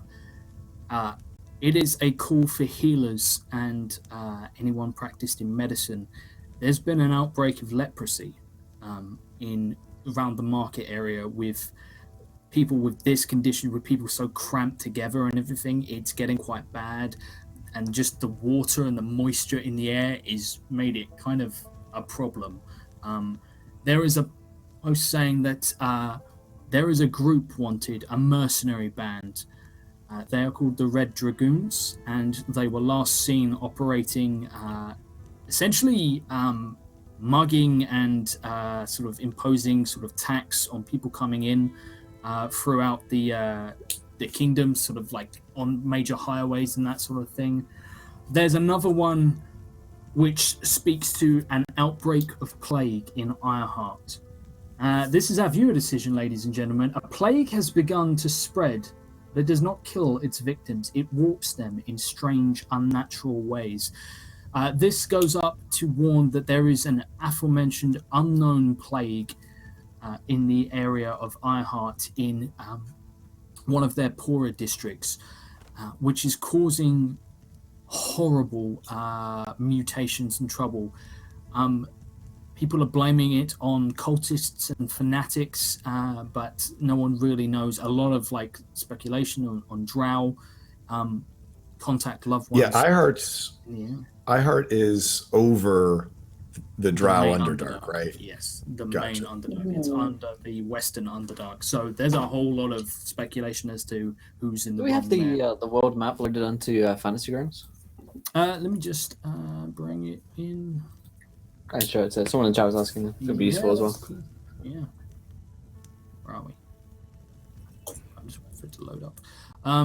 So yeah, there's a lot of different. There's a lot of different sort of misery coming in, but no mention of sort of like the coronation of sort of war or anything like that. It's not as bad as some people maybe fear it was going to be. All right. Did I get the number? I got the room numbers from Gorham. Or he was gonna get those to me, right? he gives you the room numbers. They're easy enough to find upstairs. Okay. So after taking note of those messages that he's posted up, and just generally being a little bit saddened and disheartened by all of the downpour of water and the downpour of bad news, Lucy will head up and look for the Curtis's room and give a sort of a hurried knock at the door. Yeah, you. Hello. She opens it. Hey, Um, what's up? could we have a little bit of a chat? I just got some news. I think you should hear. Come inside. Is course. Calvin still in the room at this point? Yeah. We'll say, we'll say yeah. It's fine. I can. I sort of look. I can be like, I can head downstairs. No, actually, I think all of the adults should absolutely hear this. Oh well, then I definitely should leave. And he gives her a wink. Oh, thank you. I needed that. So, is the door shut at this point? I hope. Oh yeah. So, I just got a message from the Mages Guild, apparently. I don't know from whom. Presumably somebody who knows that I came out this way. But there's some sort of uprising going on in the Mages District in Breckendale. And there's now wanted... there's a bounty on Breckendale Mages. I don't know the details, but there's a poster downstairs all about it. How much are you worth? Not. I didn't look, really. I was rather hoping Well, the we money should. wouldn't appeal to you. Oh, not to me, no. But it's good to know how much you're being valued at. If it's something that colonists Yes. will just turn you in for, or if it's small change. Yes, well, we can certainly take a look when we go downstairs in the morning. Yeah, good idea. Okay. This might explain some of the things that Calvin and I have just discovered.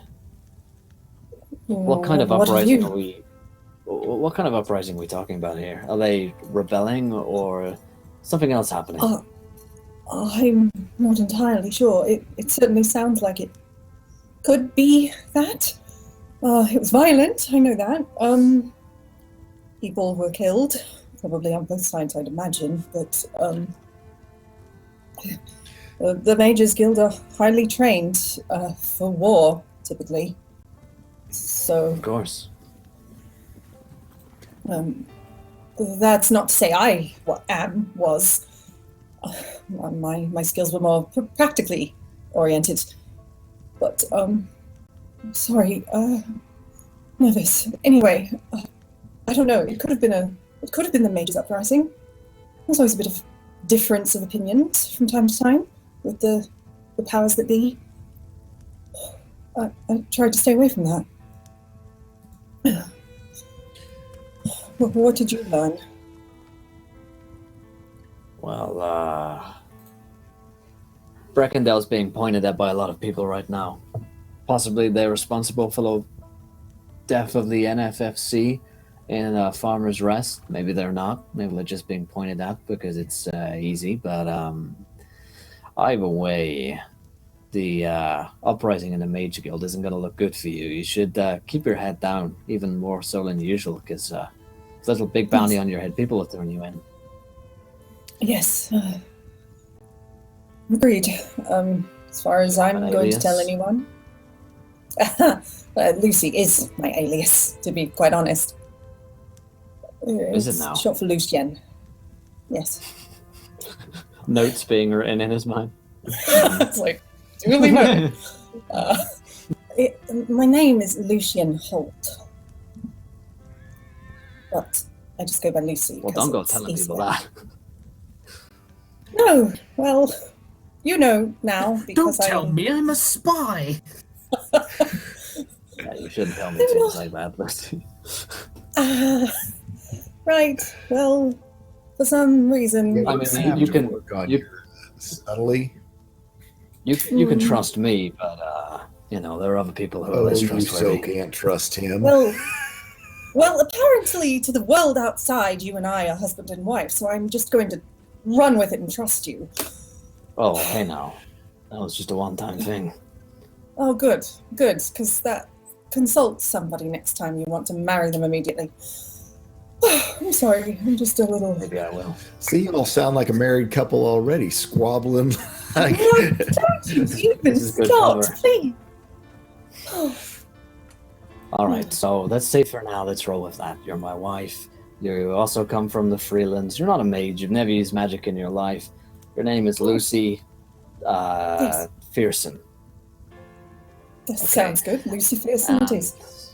We don't talk to any mages. We don't have any involvement with anyone from Breckendale. It's probably best that... Well, you don't know who sent that note to you, do you? No, was the handwriting remotely familiar? I should have asked earlier. It was very similar to handwriting that Gorham, literally wrote about the about some local things going on with the Red Dragoons. So it's probably just scratched out by him. No, I think it was just a message that Gorham passed up to me. So I have no idea where it came from. You got any friends in the Mages Guild there, Lucy? I do. There's my old teacher. What's his name? Should I tell you that? You're telling me to be more cautious. Only be cautious when I tell you to be cautious. If I ask you something, answer the question. Well, all right. He's Now you really sound like a married couple. Here comes That is- the bride. No. all That dressed is in wizard robes. Yes. Cadwin. Lothar Cadwin is his name. He's a old wizard. He's been my instructor basically my whole life. He's You got a way of person. getting in. You got a way of getting in touch with him? I could certainly try. Would have to just be the usual means. Don't have any fancy messaging magic at this point. No, we don't send any letters. It's a bad idea. Thought as much. You know, it occurs to me, well, there's just too many puzzle pieces here to figure it all out, but, the mages, while part of Breckendale, they're a pretty smart and learned bunch. If there's a bounty out for them, that means they've pissed off the government pretty good. That starts fitting into the narrative pretty good there as well. Well, Maybe but also nicely. it does. Well, that Breckendale is up to no good. I was hoping that they might be a diversion, but if the mages are turning from the inside, Breckendale's, well, if someone's trying to take down Breckendale, they're getting pretty quick to having plots from the outside and plots from the inside. If you get that Mages Academy riled up inside your borders, get Earhart riled up to your west and the Orcs riled up to your east, well, hell, they're going to have Breckendale ain't going to be around very long. Ironheart, you said. There was another poster that Goran was just putting up downstairs. There's apparently some plague has stricken Ironheart.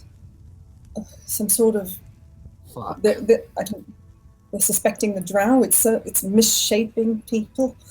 It sounds magical. Is there in nature to poison me. involved? Don't know. I guess not. Okay. Right, we've got a whole lot of problems. We do. One thing at a time. Yes, we should still focus on the prince.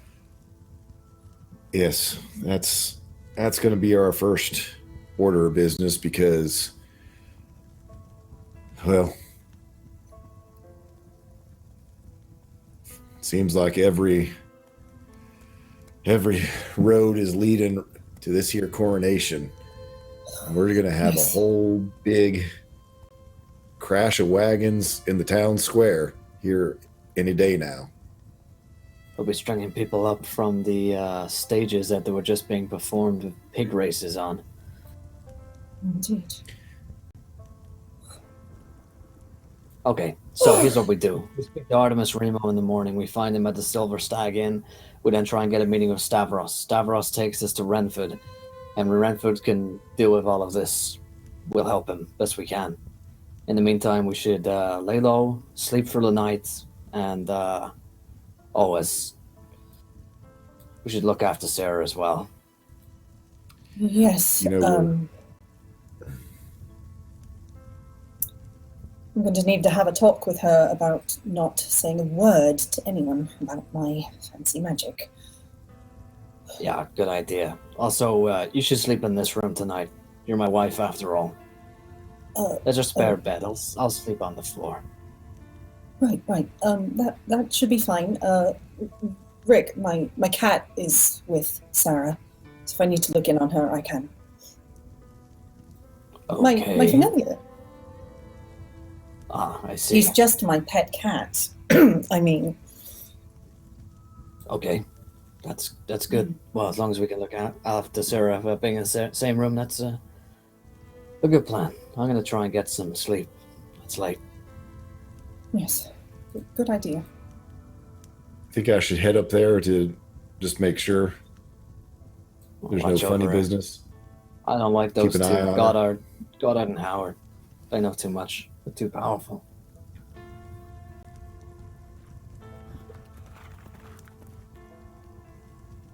Be seeing you, Calvin.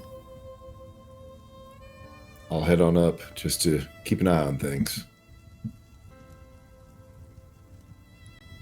So I put my hand out for a key. I do assume you locked the door. And feel free to check in on your cat with your cat, however that works. Yes, I will if necessary. So I'll head out and up. You head upstairs, Calvin, as the others sort of get some rest. Find the door, it's locked. And as you come up, Sarah has half fallen out of bed. Like her top half is like out of bed. She's sort of like all over the drool, everything. She's absolutely sparko. She's had a long day. Oh, little one, what have you gotten yourself into? I just sort of strum on my instrument into the night. Eventually I'll probably fall asleep just in a chair. As you sleep quietly, we see that over the course of the next few hours, finally, blissfully, the rain begins to subside ever so slightly. still a light drizzle in the air, but it's no longer pouring down. And everyone gets a decent night's sleep, and everyone can have a rest. I need to quickly rest all of your characters. Cool thing about Fantasy Grounds is I'm the one who decides whether or not they rest, so they can't reset anything without me. So just need to do that. There we go. I really like that feature a lot, actually. Take ownership as DM of character. Ooh. Take responsibility, damn it. No, take some responsibility for your party. Take ownership for what you've done. No, never. I refuse. Short rest or long rest? Long rest. There we go. So while I do this, we see that the party rests and actually has some sleep without having to, worry all night about sort of keeping warm and potentially drowning in your sleep, which is genuinely something that people are sort of fearful of. But as morning comes, it's still grey and overcast and bleary out, but it's not so bad as to sort of dampen many people's spirits as the festival draws closer. It's now 2 days away, and people are in slightly better spirits, having the weather seems to be on the mend. And as you come down in the morning, who's the first to sort of to rise? Sarah, I obviously. bet She's you got a the, kid. the She's kid had gets a up good early. night's sleep. I am up. I get my stuff. I try terribly to stay quiet around Calvin, but I head downstairs. I am hungry in the way that only a child can be. Calvin, you Is Howard or Goddard around? You could. What, you want to come up and get some breakfast with me, Calvin? Do you get any sleep? Is everybody else awake? We ready to go? We're gonna go and save the day. Well, good morning. Rick will follow her. I'm gonna go and get something to eat. I know you want something to eat too. Oh yeah. You're big. All right. Well, I'll see if Howard's still here, and maybe he can go and get us some breakfast. I wonder if they got Well, eggs. why don't we just head on down ourselves and see what we can find? It's still, I kind of look out, I assume that's like the sun is just coming up. It's still mighty early, but It is. I bet you Gorham gets his kitchen fired up early. early. You noticed. I mean, it's grey, but it's bright grey as opposed to dark grey outside. It's not so bad today. And you guys head downstairs together to get breakfast. I want to Yeah. take the cat with me. I I want to pick up the cat and like try to like and like drag it along. like- Come on, Rick, let's like, go get some digs breakfast. its claws Do into you the want floor. something to eat? You are trying to drive it, to exile it from its domain, and then you scratch it behind the ear. Just Come on, Also- Rick, let's go and get you Probably- treats. He's probably like 23 pounds of cat, so Yeah, it is. Yeah, she actually can't even get him up off the floor. She's like dragging the cat. So She the doesn't cat really walks understand. on its rear paws downstairs. Like, Oh, can I walk just it like like- you did? The cat is Oh not my best God. pleased, but you manage to get it out No. and sort of realize you're going to fall down the stairs as you. There once was a cat named Rick. As I start to sing. Who told Sarah I've to always wanted to have a pet. So oh god. Well, one that I didn't have to raise for eating, you know? I had chicken once. the cat tenses Named it Bob. slightly. You guys, I'm not going to eat you, Rick. Don't you worry. You're special. Howard? Is Howard here? I want some food, and I know he's still got lots of gold. Where is he? as you come Lauren, downstairs, I'm hungry. you come downstairs. There's not many people who are up this early. The people who are don't look to be. They look to be workers. You notice that some of them have sort of tools hanging from belts, sort of hammers and chisels and that sort of thing. And they are gathered together, sort of like eating, standing up, staring out through the open porch at the huge structure opposite. There are tents all over it now. People have used it to get off the ground, so they're not like bogged down, and they can actually set their tents up. And these guys seem to be arguing over, can they just kick these people out? Like, are they allowed to do that? They don't really seem to know. Howard is at the bar with a pile of food, just eating. I go up to him and I just like start grabbing stuff off of his plate. Hello, Howard. I killed a man. And I start shoving food in my face. Apparently, like, the whole travesty and, like, realness of it has just completely gone as it's a new day for Sarah, and she just eats right off of his plate. That happened, like, I told you I years could do ago. it. Howard looks at you, looks around at Calvin. Just, what did you have her do exactly? He didn't have me do anything. I shot him by myself. I shot him right through the throat. Like, I want Curtis to suddenly appear and just shut her up, but he's probably still asleep. Howard looks to you and then looks to Gorham. Gorham's just like, what the fuck? Howard shrugs. Yeah, And just I look to goes back to Sarah. eating. I look to Sarah and go, we just did Sarah, some target practice. We just did some target practice out that. She's a mighty good shot. Killed him clean through the throat. Right. Target dummy. Target dummy. Of Right, course. Sarah? Yeah, he was a real dummy. Exactly. Right, well. Anything else chaotic happen in the few hours you were out of my sight? Oh, look at the cat. Yeah, Kate. It's a magic cat. Of course it is. Howard, What do you mean, of course it is? Like, you weave all your weird spells, and it's from your god, and it's different because someone else can do spells. Not you. It's not as impressive when someone else is doing it. It's only great when Howard's doing it. Where's Goddard? probably very hungover. Again, already? Or doesn't he just start drinking in the morning like he usually does? He could be drinking. I don't know. He doesn't like anything that's behind the bar. Look, why are you pestering me? You are supposed to be... Because I want you to see how much work I've been doing. They can tell you I've been working real hard. Then I'm sure they'll tell me. Just... She's really just trying to stay close. Oh yeah, she is. Her name is works real hard. Farrah, get your breakfast. Elsewhere. She's eaten like 90% of Howard's plate. It's like, no, I'm not really hungry anymore. Food arrives for Calvin and Sarah. Elsewhere, Curtis.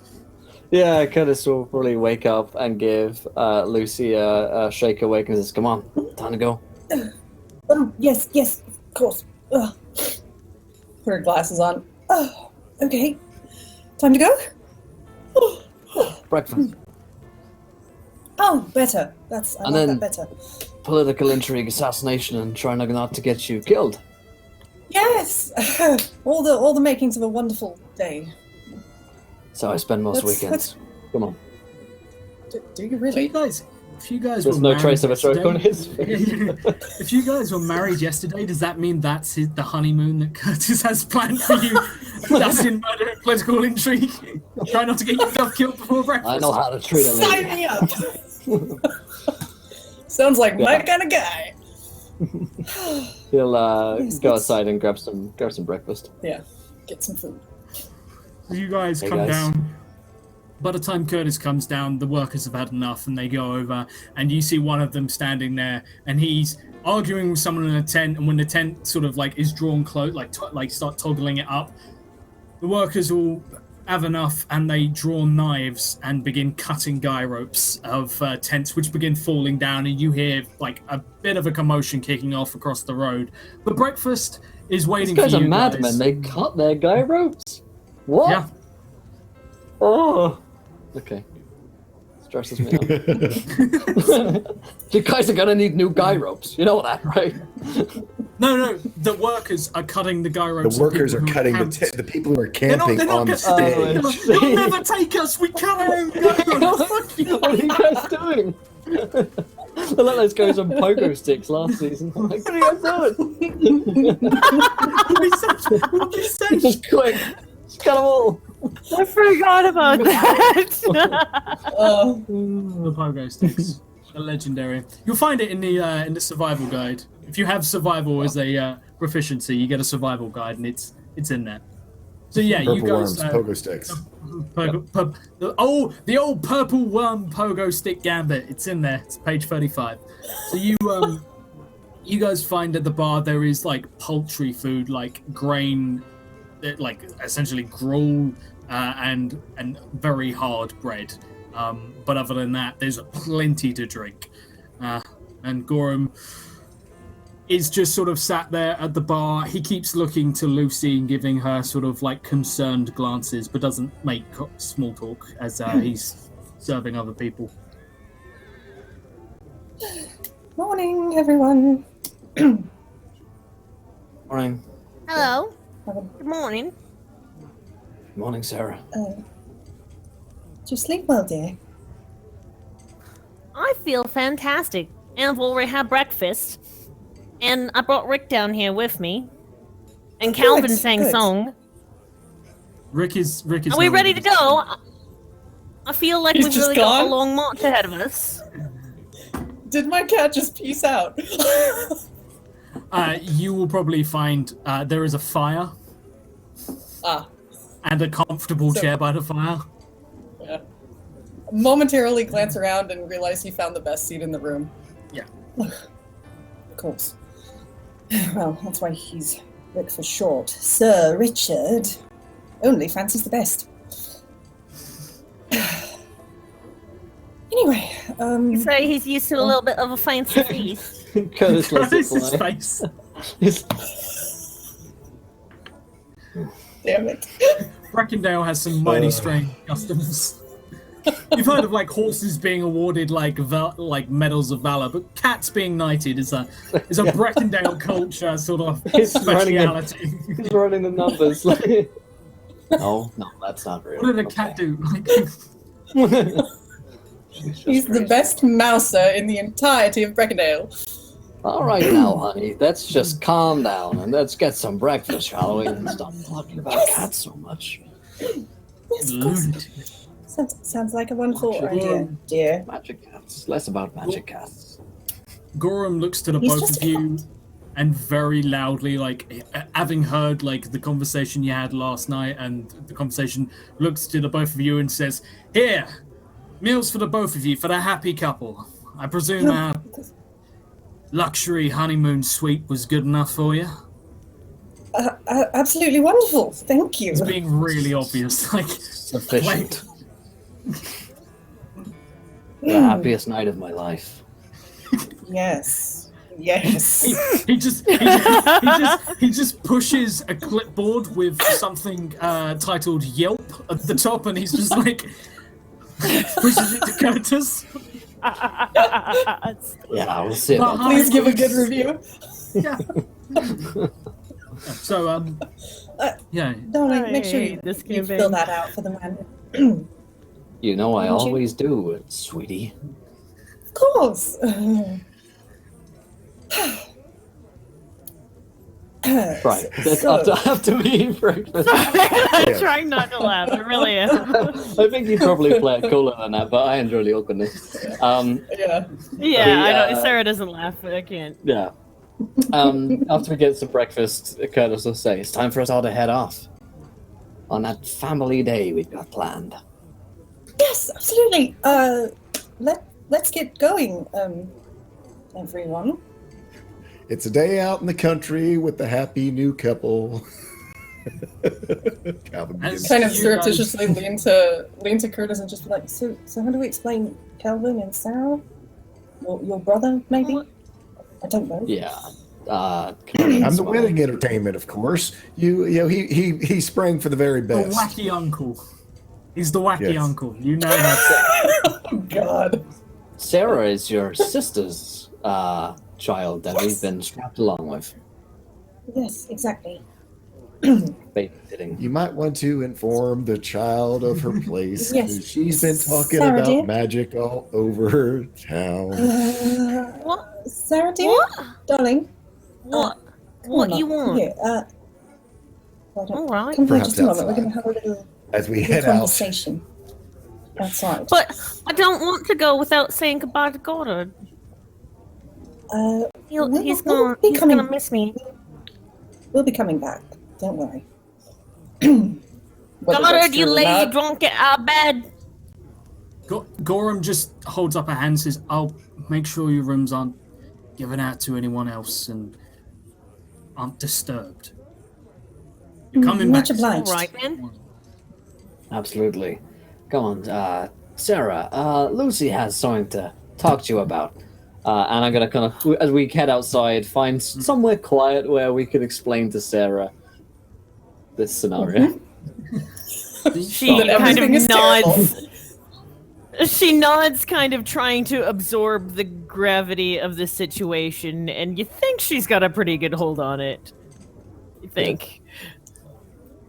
Yeah. So, yeah, Alrighty. we've made that explanation quite clear. I hope. So as you guys head down the road, it's quite quiet. There's the tavern sort of on the outskirts. There's a little bit of a walk into town, sort of like a 10 minutes where there's nothing around really. It's still sort of grasslands. But finally, you're coming up to sort of the edges of tents, which look mostly to be bustling with people getting up, who look familiar, similar to the workers you saw before, who seem to be the workforce in temporary accommodation.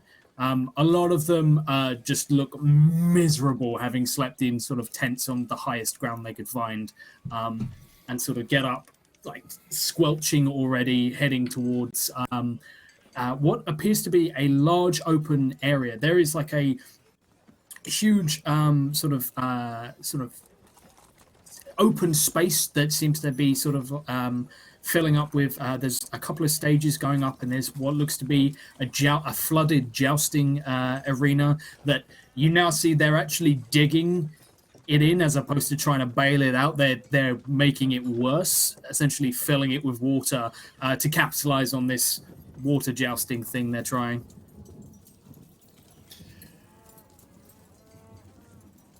Well, now that's going to be something interesting to try to come out here and watch. So, Sarah, you know how to swim? I think I've got the hang of it.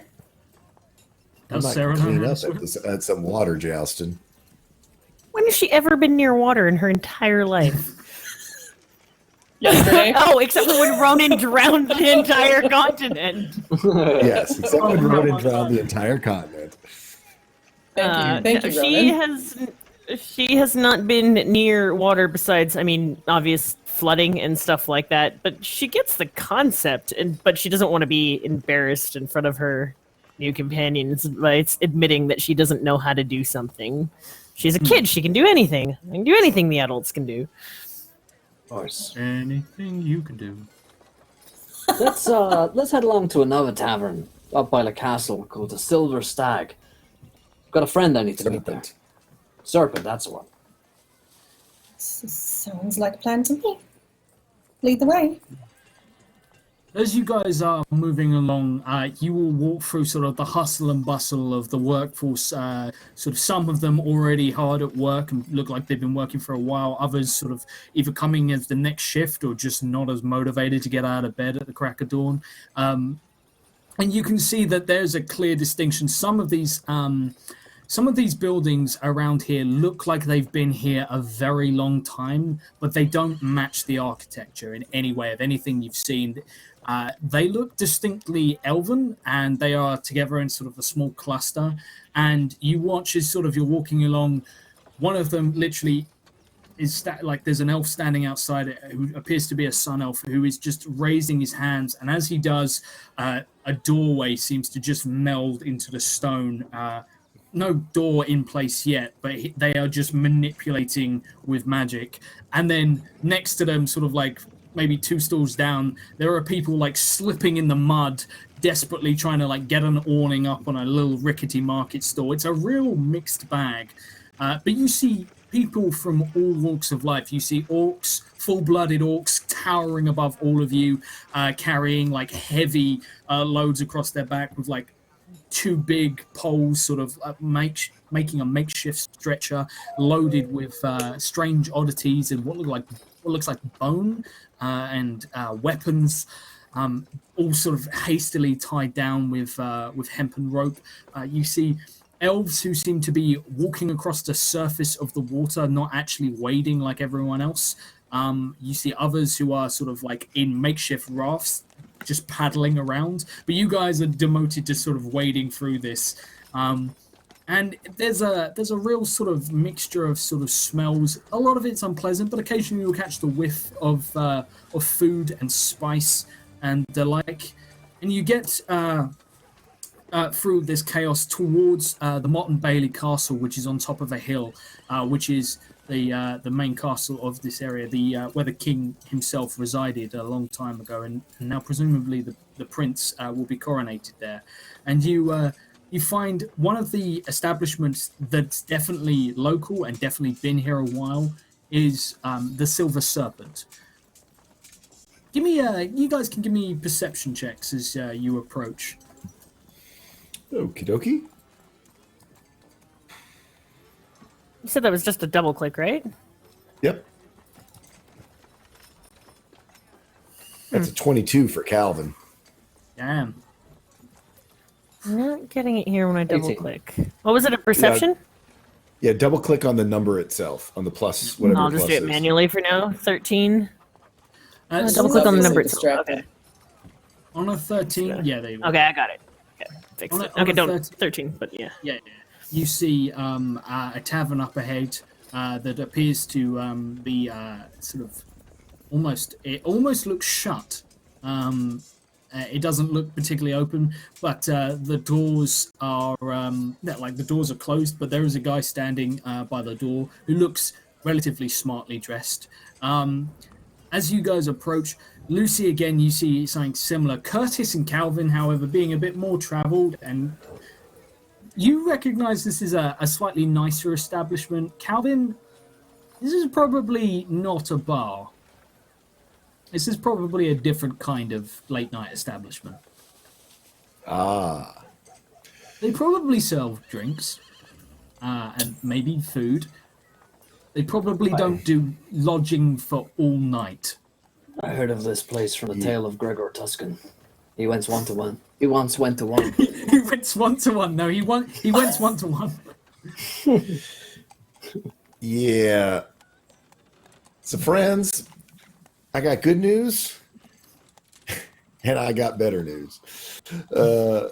Yeah, this silver serpent, the serpent they're talking about, it ain't the one. It ain't no snake that they're talking about. And judging by that doorman there, that silver they're talking about ain't the only thing that's got to be in your pocket when you go in. I think we understand.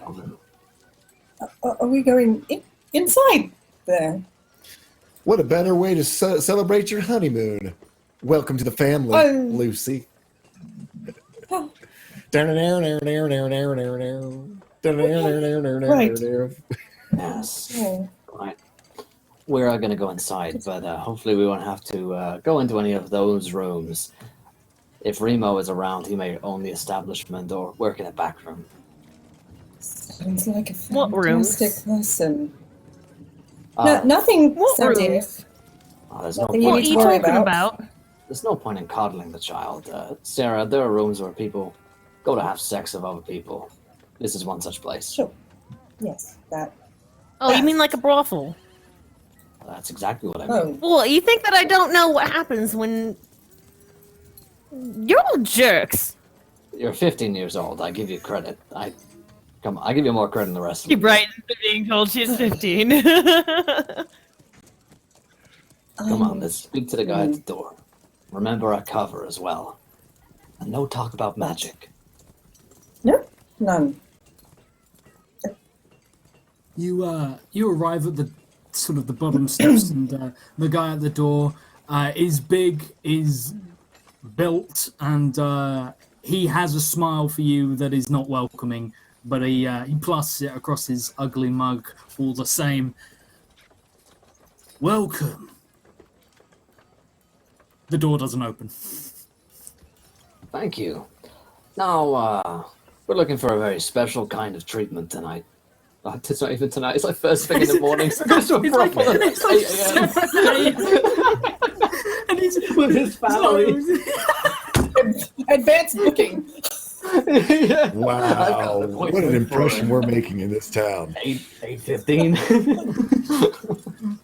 It's happy hour. I've got the Remo job is the one that I'm looking for. What?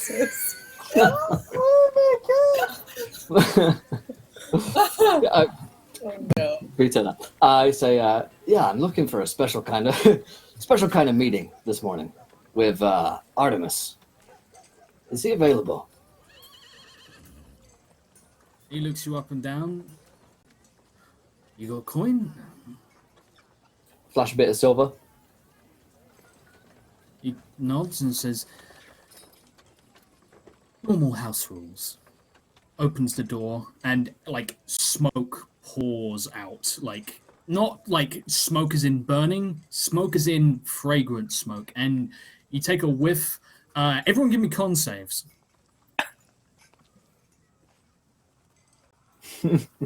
Yeah, how high do we get?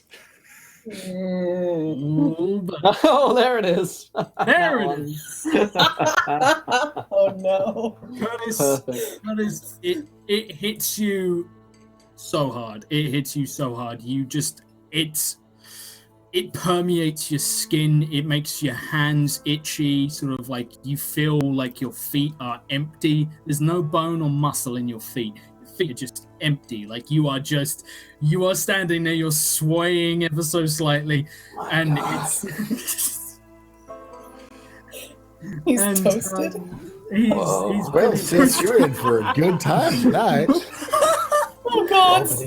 Nobody tell Can I anyone I'm notice spy. that he is just absolutely messed up? Like, So Sarah, Goodness, you're fine somehow. You taste it in the air, but I mean it's on a 24. He's mashed. He's Tastes mashed. like Rainbows. Yeah, he looks like Goddard. But a little bit. it's all right. How colors It's all look. right. I'll look after him. And I go and stand next to Curtis and I hold his hand. It's gonna be okay, Curtis. The feeling will go away soon. It's Curtis, gonna be okay. Curtis, she's wearing furry gloves of some kind that feel fantastic. Like you just everything just whoa. As you are led like it. inside the establishment into sort of like haze that looks like people moving around, like smoke people. You guys walk in, there are people walking around. Whoa, smoke people. Yes. Curtis never could Right. handle his This more is like- exclusive intoxicants. This is essentially a shisha den of some kind. You come in to see that there are tables, big round tables, sort of set up that are all sort of scattered around in the corner. There is a stage with dancing stuff on the stage. There is a big bar that sweeps in sort of an L shape with a balcony above where people are tidying up. There doesn't appear to be a whole host of people in here. No one certainly stayed the night, but there are girls walking around very lovely dressed. They're very attractive girls. walking Lovingly. around lovingly dressed. Various different races to cater to different. They're hot girls. Hot girls, yeah. There are even a couple of lads walking around wearing very little. I mean, it's a very accommodating sort of place. And the bar, behind the bar, there is a gentleman who is in the process of sort of cleaning down the bar. He is very sharply dressed, has sort of like a winning smile, black goatee, looks to be a half-elf of some kind. And he sees you coming in, sort of waves you in. Hello, what can I get for you? Well, I think he's had everything that he needs right now, but Yeah. the rest of us would like some conversation. Maybe here you are the man to see about just about anything in this here town, much less his establishment. He smiles and says, well, that doesn't come for free. A drink, perhaps? Something to whet your appetite? Maybe too early. We do food as well. I don't really think that it's a good idea if we be drinking during our business transactions. Oh, going a little Calvin there, sorry.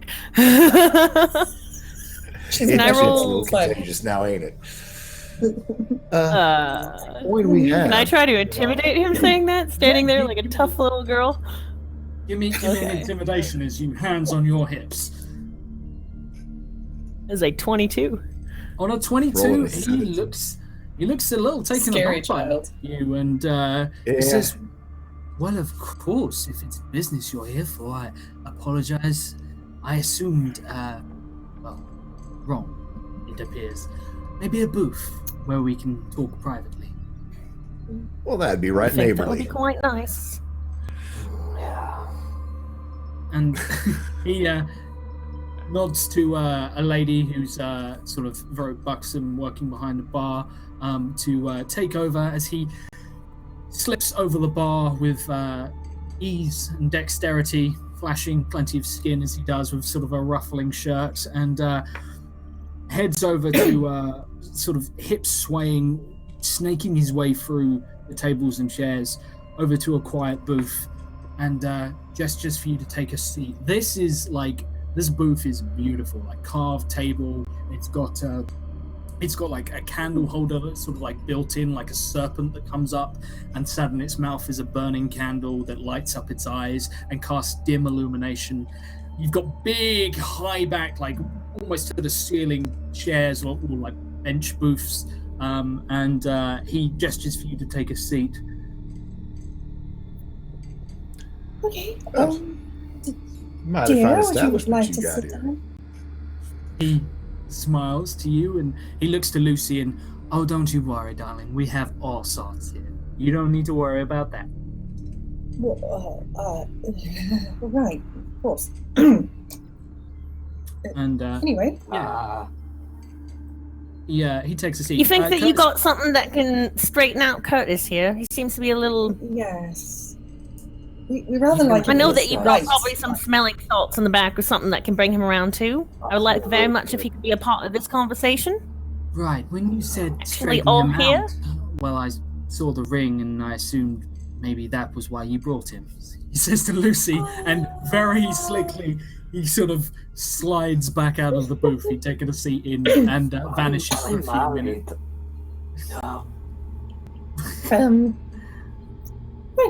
Right. Well, we won't be here long, will we?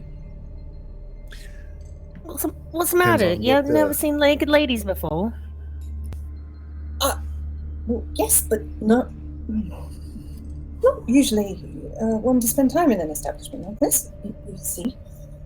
Well, no one wants to spend time in an establishment like this. They come here because they're sad and they're alone. You make a fair He point. slides back. At least up that's to what you me mum guys always and- said.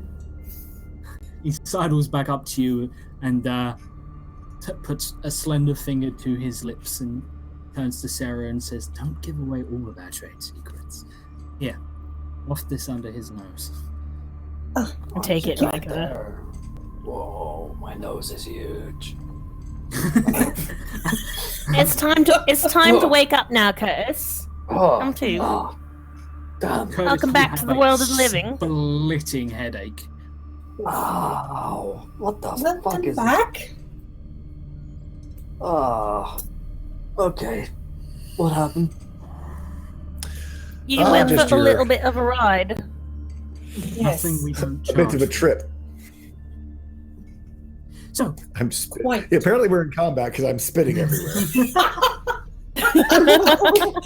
It's a battle of wits. it's a battle of wits indeed, yes. you see Love is a he sort of battlefield. takes a seat, and you guys sort of all find places to sit as he looks around at all of you and says, "So, if you're not here for my company and you're not here for others' company, what are you here for?" I look to Curtis. I looked at Curtis. Yeah, Sure. just kind of. Likewise. Everyone looks at We're looking for the short guy. Where's he at? You're not him. He stiffens, and you see like the smile on his face becomes a little more wooden, and behind Lucy, you feel your chair basically a staccato of knocks on your chair, and you hear a voice call out, "So, what do you want?" from the booth directly behind you, and he just points that booth Head over there.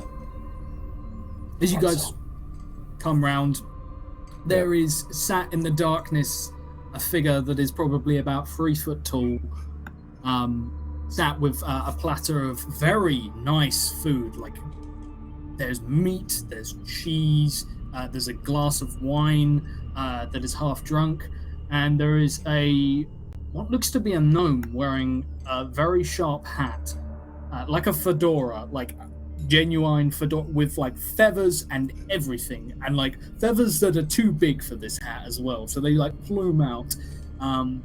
And he sat there sort of wearing business attire, quite a sharp looking chap, and he gestures you all in. What do you want? I want to meet with Stavros. Fuck me. No, thank you. I'm not on the menu. Yeah, my friend Why? here's not much for the foreplay. He just jumps right in. Lucy Oh, right. knows. Quite. That's just gross.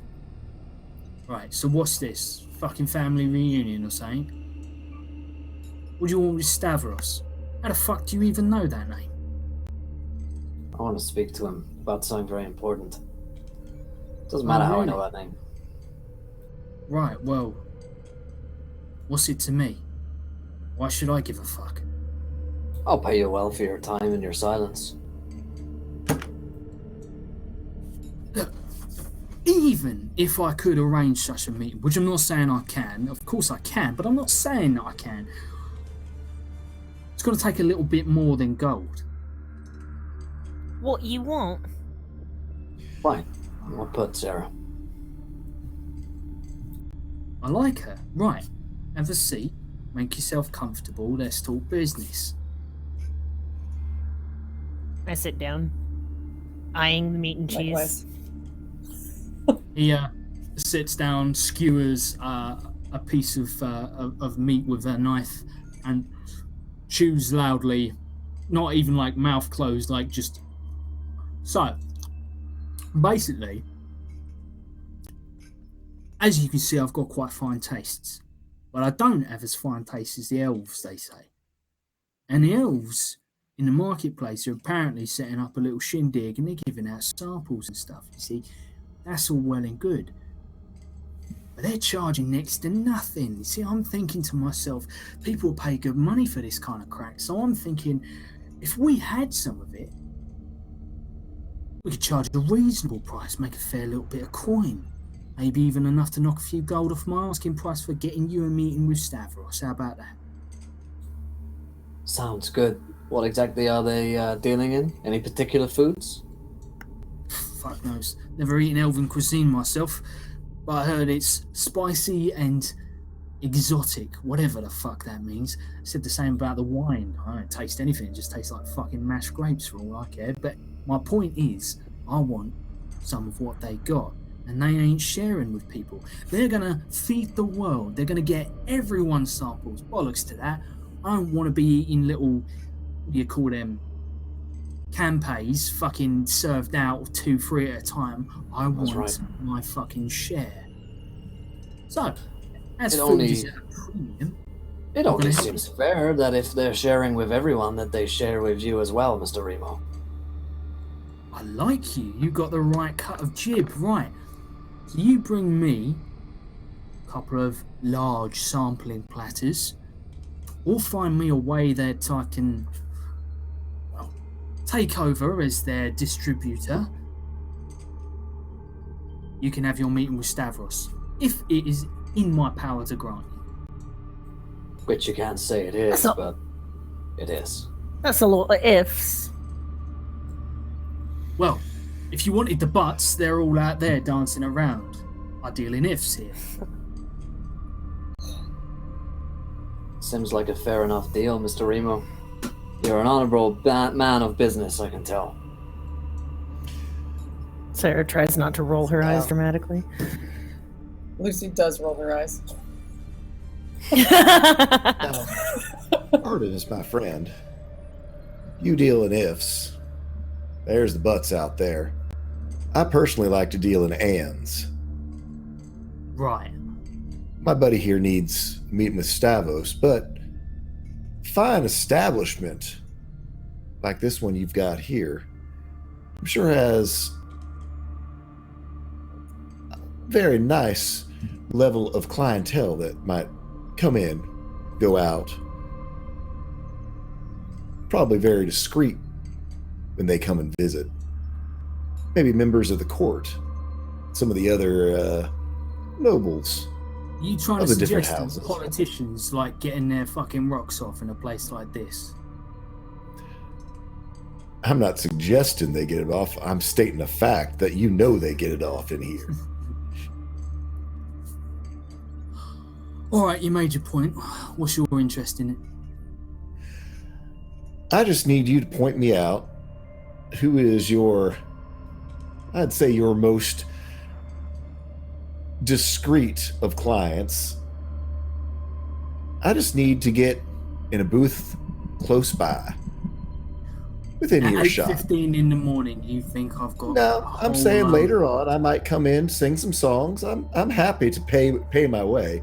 I just need you to point them out so I can get myself close by.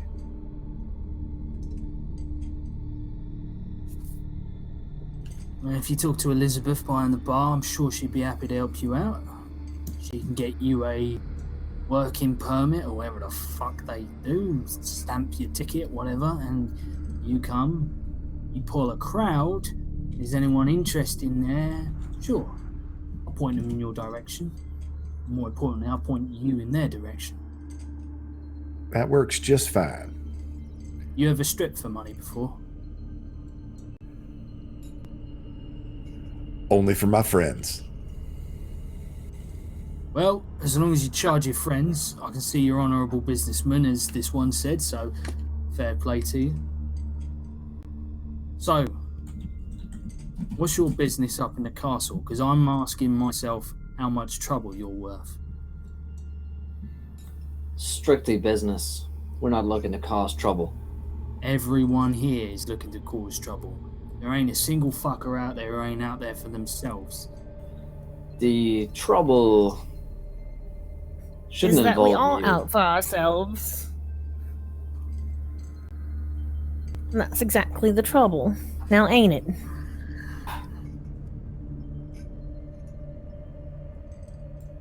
If this comes back on me, you'll know about it. Trust that I will. Alright. Unless you're here to sample the goods, fuck off. Go on. Well, you're giving out free samples. Am I giving out free samples? Put your hand on my food, see what happens to that hand. Sarah, don't. All right, then. I just grab a hand. Don't do I'm it. telling you, she is meaner than a wet displacer beast and twice as hard to hit. Just my 2 cents on the matter, my little friend. Mr. Remo, it's been a pleasure. My friends and associates will now be leaving alongside me. Yes, we will. After I stop by the bar, I just need to check in with Elizabeth. He takes his knife, skewers a piece of cheese, flicks it across the table to Sarah. I like you. You ever need work? Come by. You as well. I don't think I'd be doing the kind of work that you'd want me to be doing. But I shoot somebody right through the throat for you if it needs to be done. That's the work he probably needs doing. Well, I sure as shit ain't gonna. But maybe you're a bit young for this, so go on. Piss off before I change my mind. All right, have a nice day. Where the fuck did you find her? Yeah, no one expects the kid to be the one to kill you, now do they? And I give him a wink. He nods. Fair enough. We'll be on our way. Come along now, honey. What's Yes, the chance you think of he course. can pay me more than you can pay me, Curtis? Maybe I'll be going for better wages. Oh, I'm sure he can pay you far better than I can pay you, Sarah. But not doing exactly the things that would be honorable. With me, you have a purpose. We're fighting a good fight. You should remember that. Here I thought you wanted to be a hero. You don't become I a do hero wanna by be being a hero. well, then it's not all about pace sometimes. You got to make sure you're in the right place at the right time, and sitting in some brothel pointing crossbows at people who don't pay for their hookers is not what heroes are made of. I swing Well- over by Elizabeth. Somebody has to be a hero for the girls, too. She kind of kicks her Yeah, feet you together, look looks at at the that. ground. There's a way to look at it, but I think you're in better company for the moment. So you guys head through. Calvin sort of snaking off to stand at the bar for a moment. So I've got, let them know I'll be back later. And maybe through the week that I might be stopping in to play some sets and see what I can hear. She says, "Very well. Show me your worth this establishment." She points to the stage. Ooh, okay. So I'll go up to the stage. A performance check, my friend, or an instrument if Okay. you've got it set up. Is that way? Huh? If you Yep, wanted, let me, like whatever it works for you. Yeah, no, I'll do a performance check. This music, oh my god. What in the world?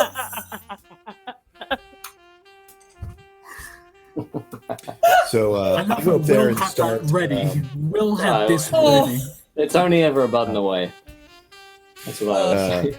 Yeah, I mean, I start playing a song about all of the about all of the wares as I look around the room and start basically describing some of the different employees there and just making up what types of skills they might have. The boys, the girls, the bartenders, the chef, and put together a nice, good lounge, lizardy, kind of smooth jazz up there. Just letting my dulcet tones and my sweet voice describe, well, those boys over there, they can move like you don't know, and just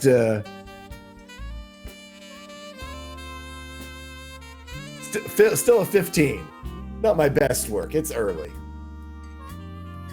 As you play, she nods and doesn't seem too impressed. Couple of people moving around who are like in the process of sweeping demonstrate they can dance as well. And it's not, as you said, your best, but I mean, considering you're improvising the whole thing, she nods appreciatively and says, "You're coming back.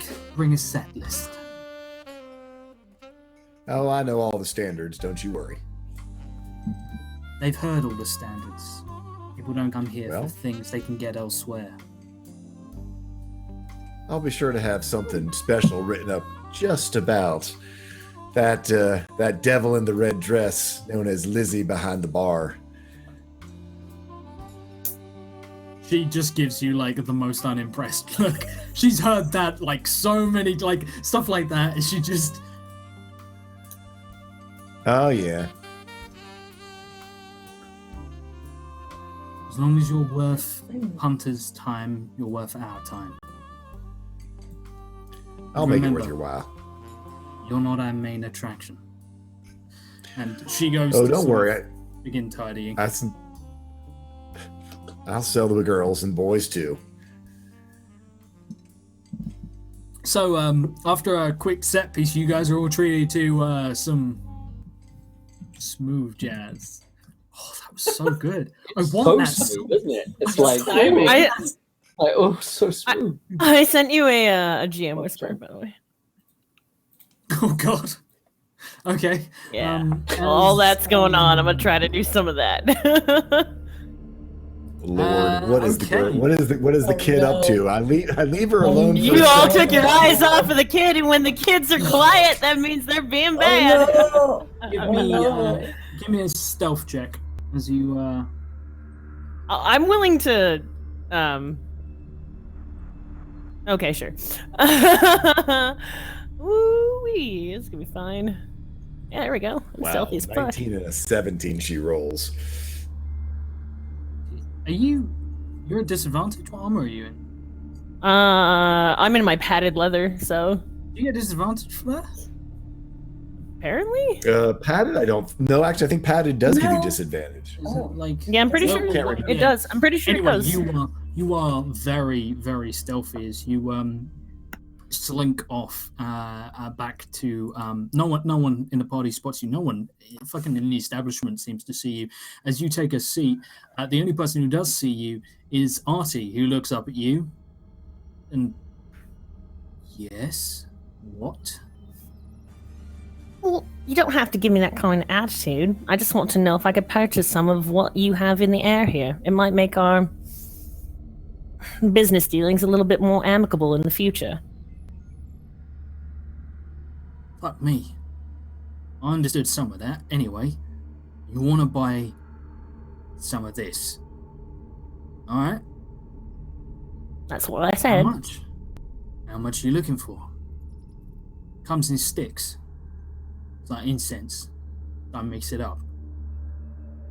Well, Well, how much do you sell a stick for? I don't sell sticks individually. Fuck me. Look, how much gold you got and I'll tell you how much you can afford. Why don't you tell me what you pay for your regular people and give me a little bit of a discount since we're business partners? I'll give you 10 sticks for 20 gold. I study his face and see if I think that he's trying to rip me off. Give me an insight. On a 20, he's trying to rip everyone off. You get the feeling he's cut you a discount, but it's not much of a discount, and he's charging like through the roof anyway. I feel that's a bit unfair, but since I'm feeling rather good really today, my fucking problem, love. don't you try and take that tone with me. You talk to your mom with that mouth. No, I don't talk to my mum with that mouth. What's your point? Are you buying or fucking off? Of course I'm buying. Why the fuck would I come over here to talk about buying if I wasn't going to buy? I just wanted to see if you were trying to fucking rip me off. If you either shut up or front up. Here. Take it you are given literally from sort of under the table. You are passed some sticks, and it gives you a sort of a long, sturdy look and says, "Don't go burning that round mum and dad unless you want mum and dad all fucked up, all right?" Well, that's the whole point, isn't it? To get people fucked up. Pleasure doing business with you. I get up and walk out. Fucking she salutes and everything. Gee, fucking whiz. Right.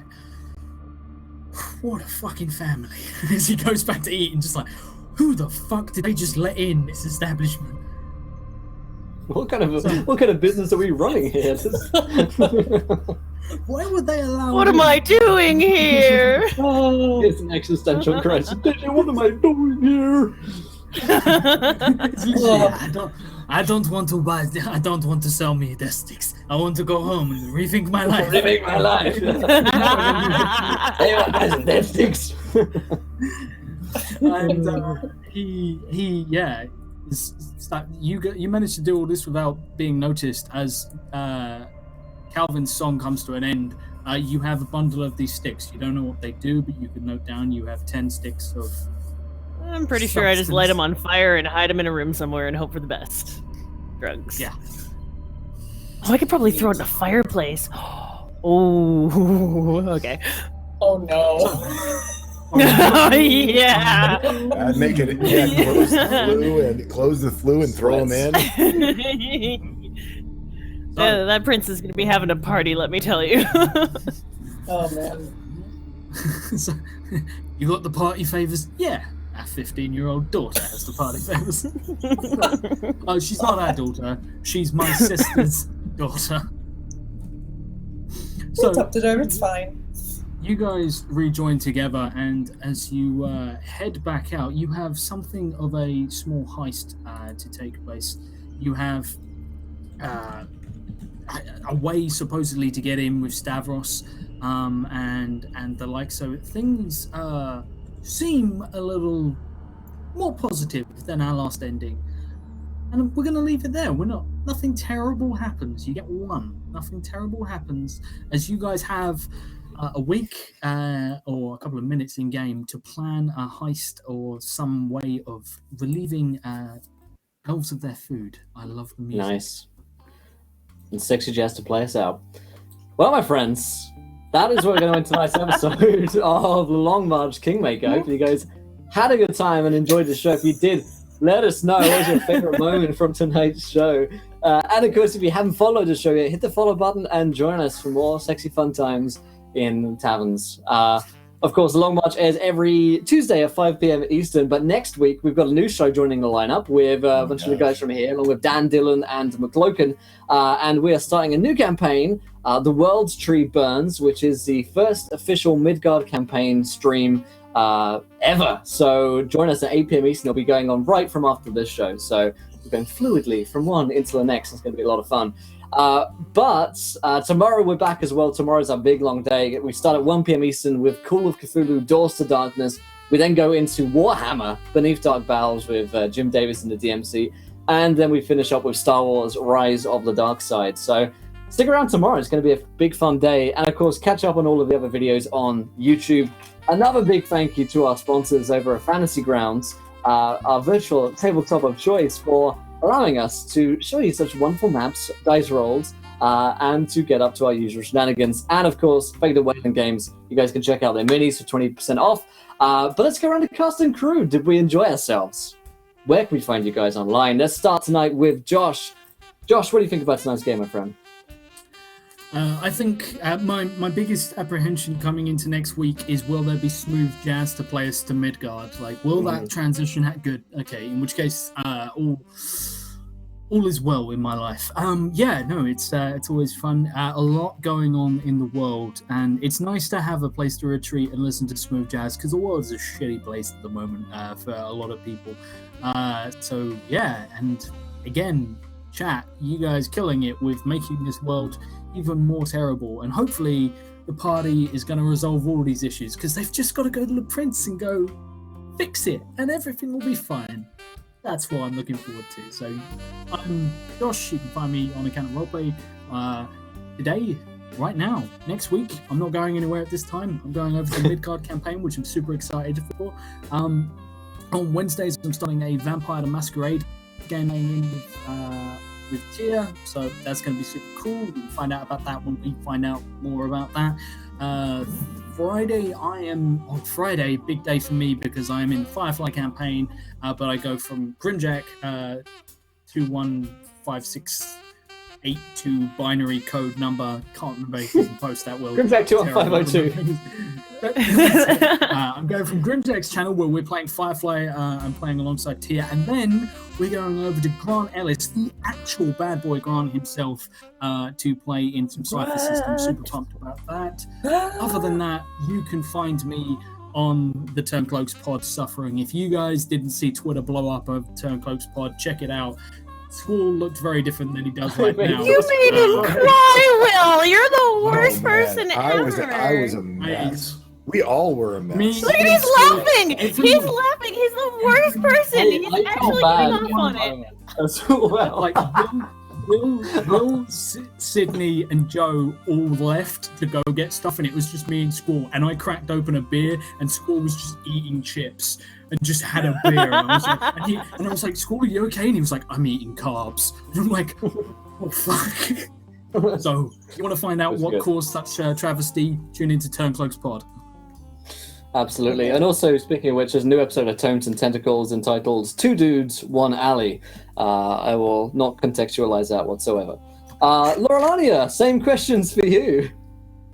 I had a great time today really finding Sarah's voice a little bit more. It's still really hard not to pick up Calvin's accent. I think that it's a lot easier for us to mesh as humans together. We just all kind of gravitate towards each other naturally, and the kind of pack mentality of humans is kicking in. I like that about this roleplay.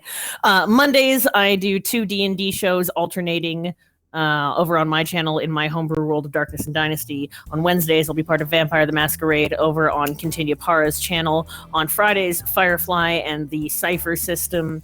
And every other day, I'm doing Heroes of the Storm on my channel. You can follow me at MyTia Zimmer on Twitter, Laura Lanya on everything else on Twitch. And make sure you follow my channel and come by and say hello. If you like hanging out here and Encounter Roleplay, you can also come and hang out in my channel. You know, I'm nice and friendly. Come say hi. Had fun. Yeah, confirmed. Great stuff. And Jess. Yeah, well, this was really fun and really awkward for Lucy at the end there because she's a sweet, innocent little child. She had a rough growing up, though. Is this going to be our official outro music forever? Oh, no. Wonderful. I can't. Yeah, it was great. So I'm Little Cup of Joe on Twitter and on Twitch. I stream on Wednesdays, Fridays, and Sundays very late at night. Sometimes art, sometimes video games. And you might hear me in Skyrim mods if you're into those. That's about it. Great stuff. We are all swaying to this crappy music. Yeah. You will. So cool. I am Tall Squall, and yeah, I'm having a blast.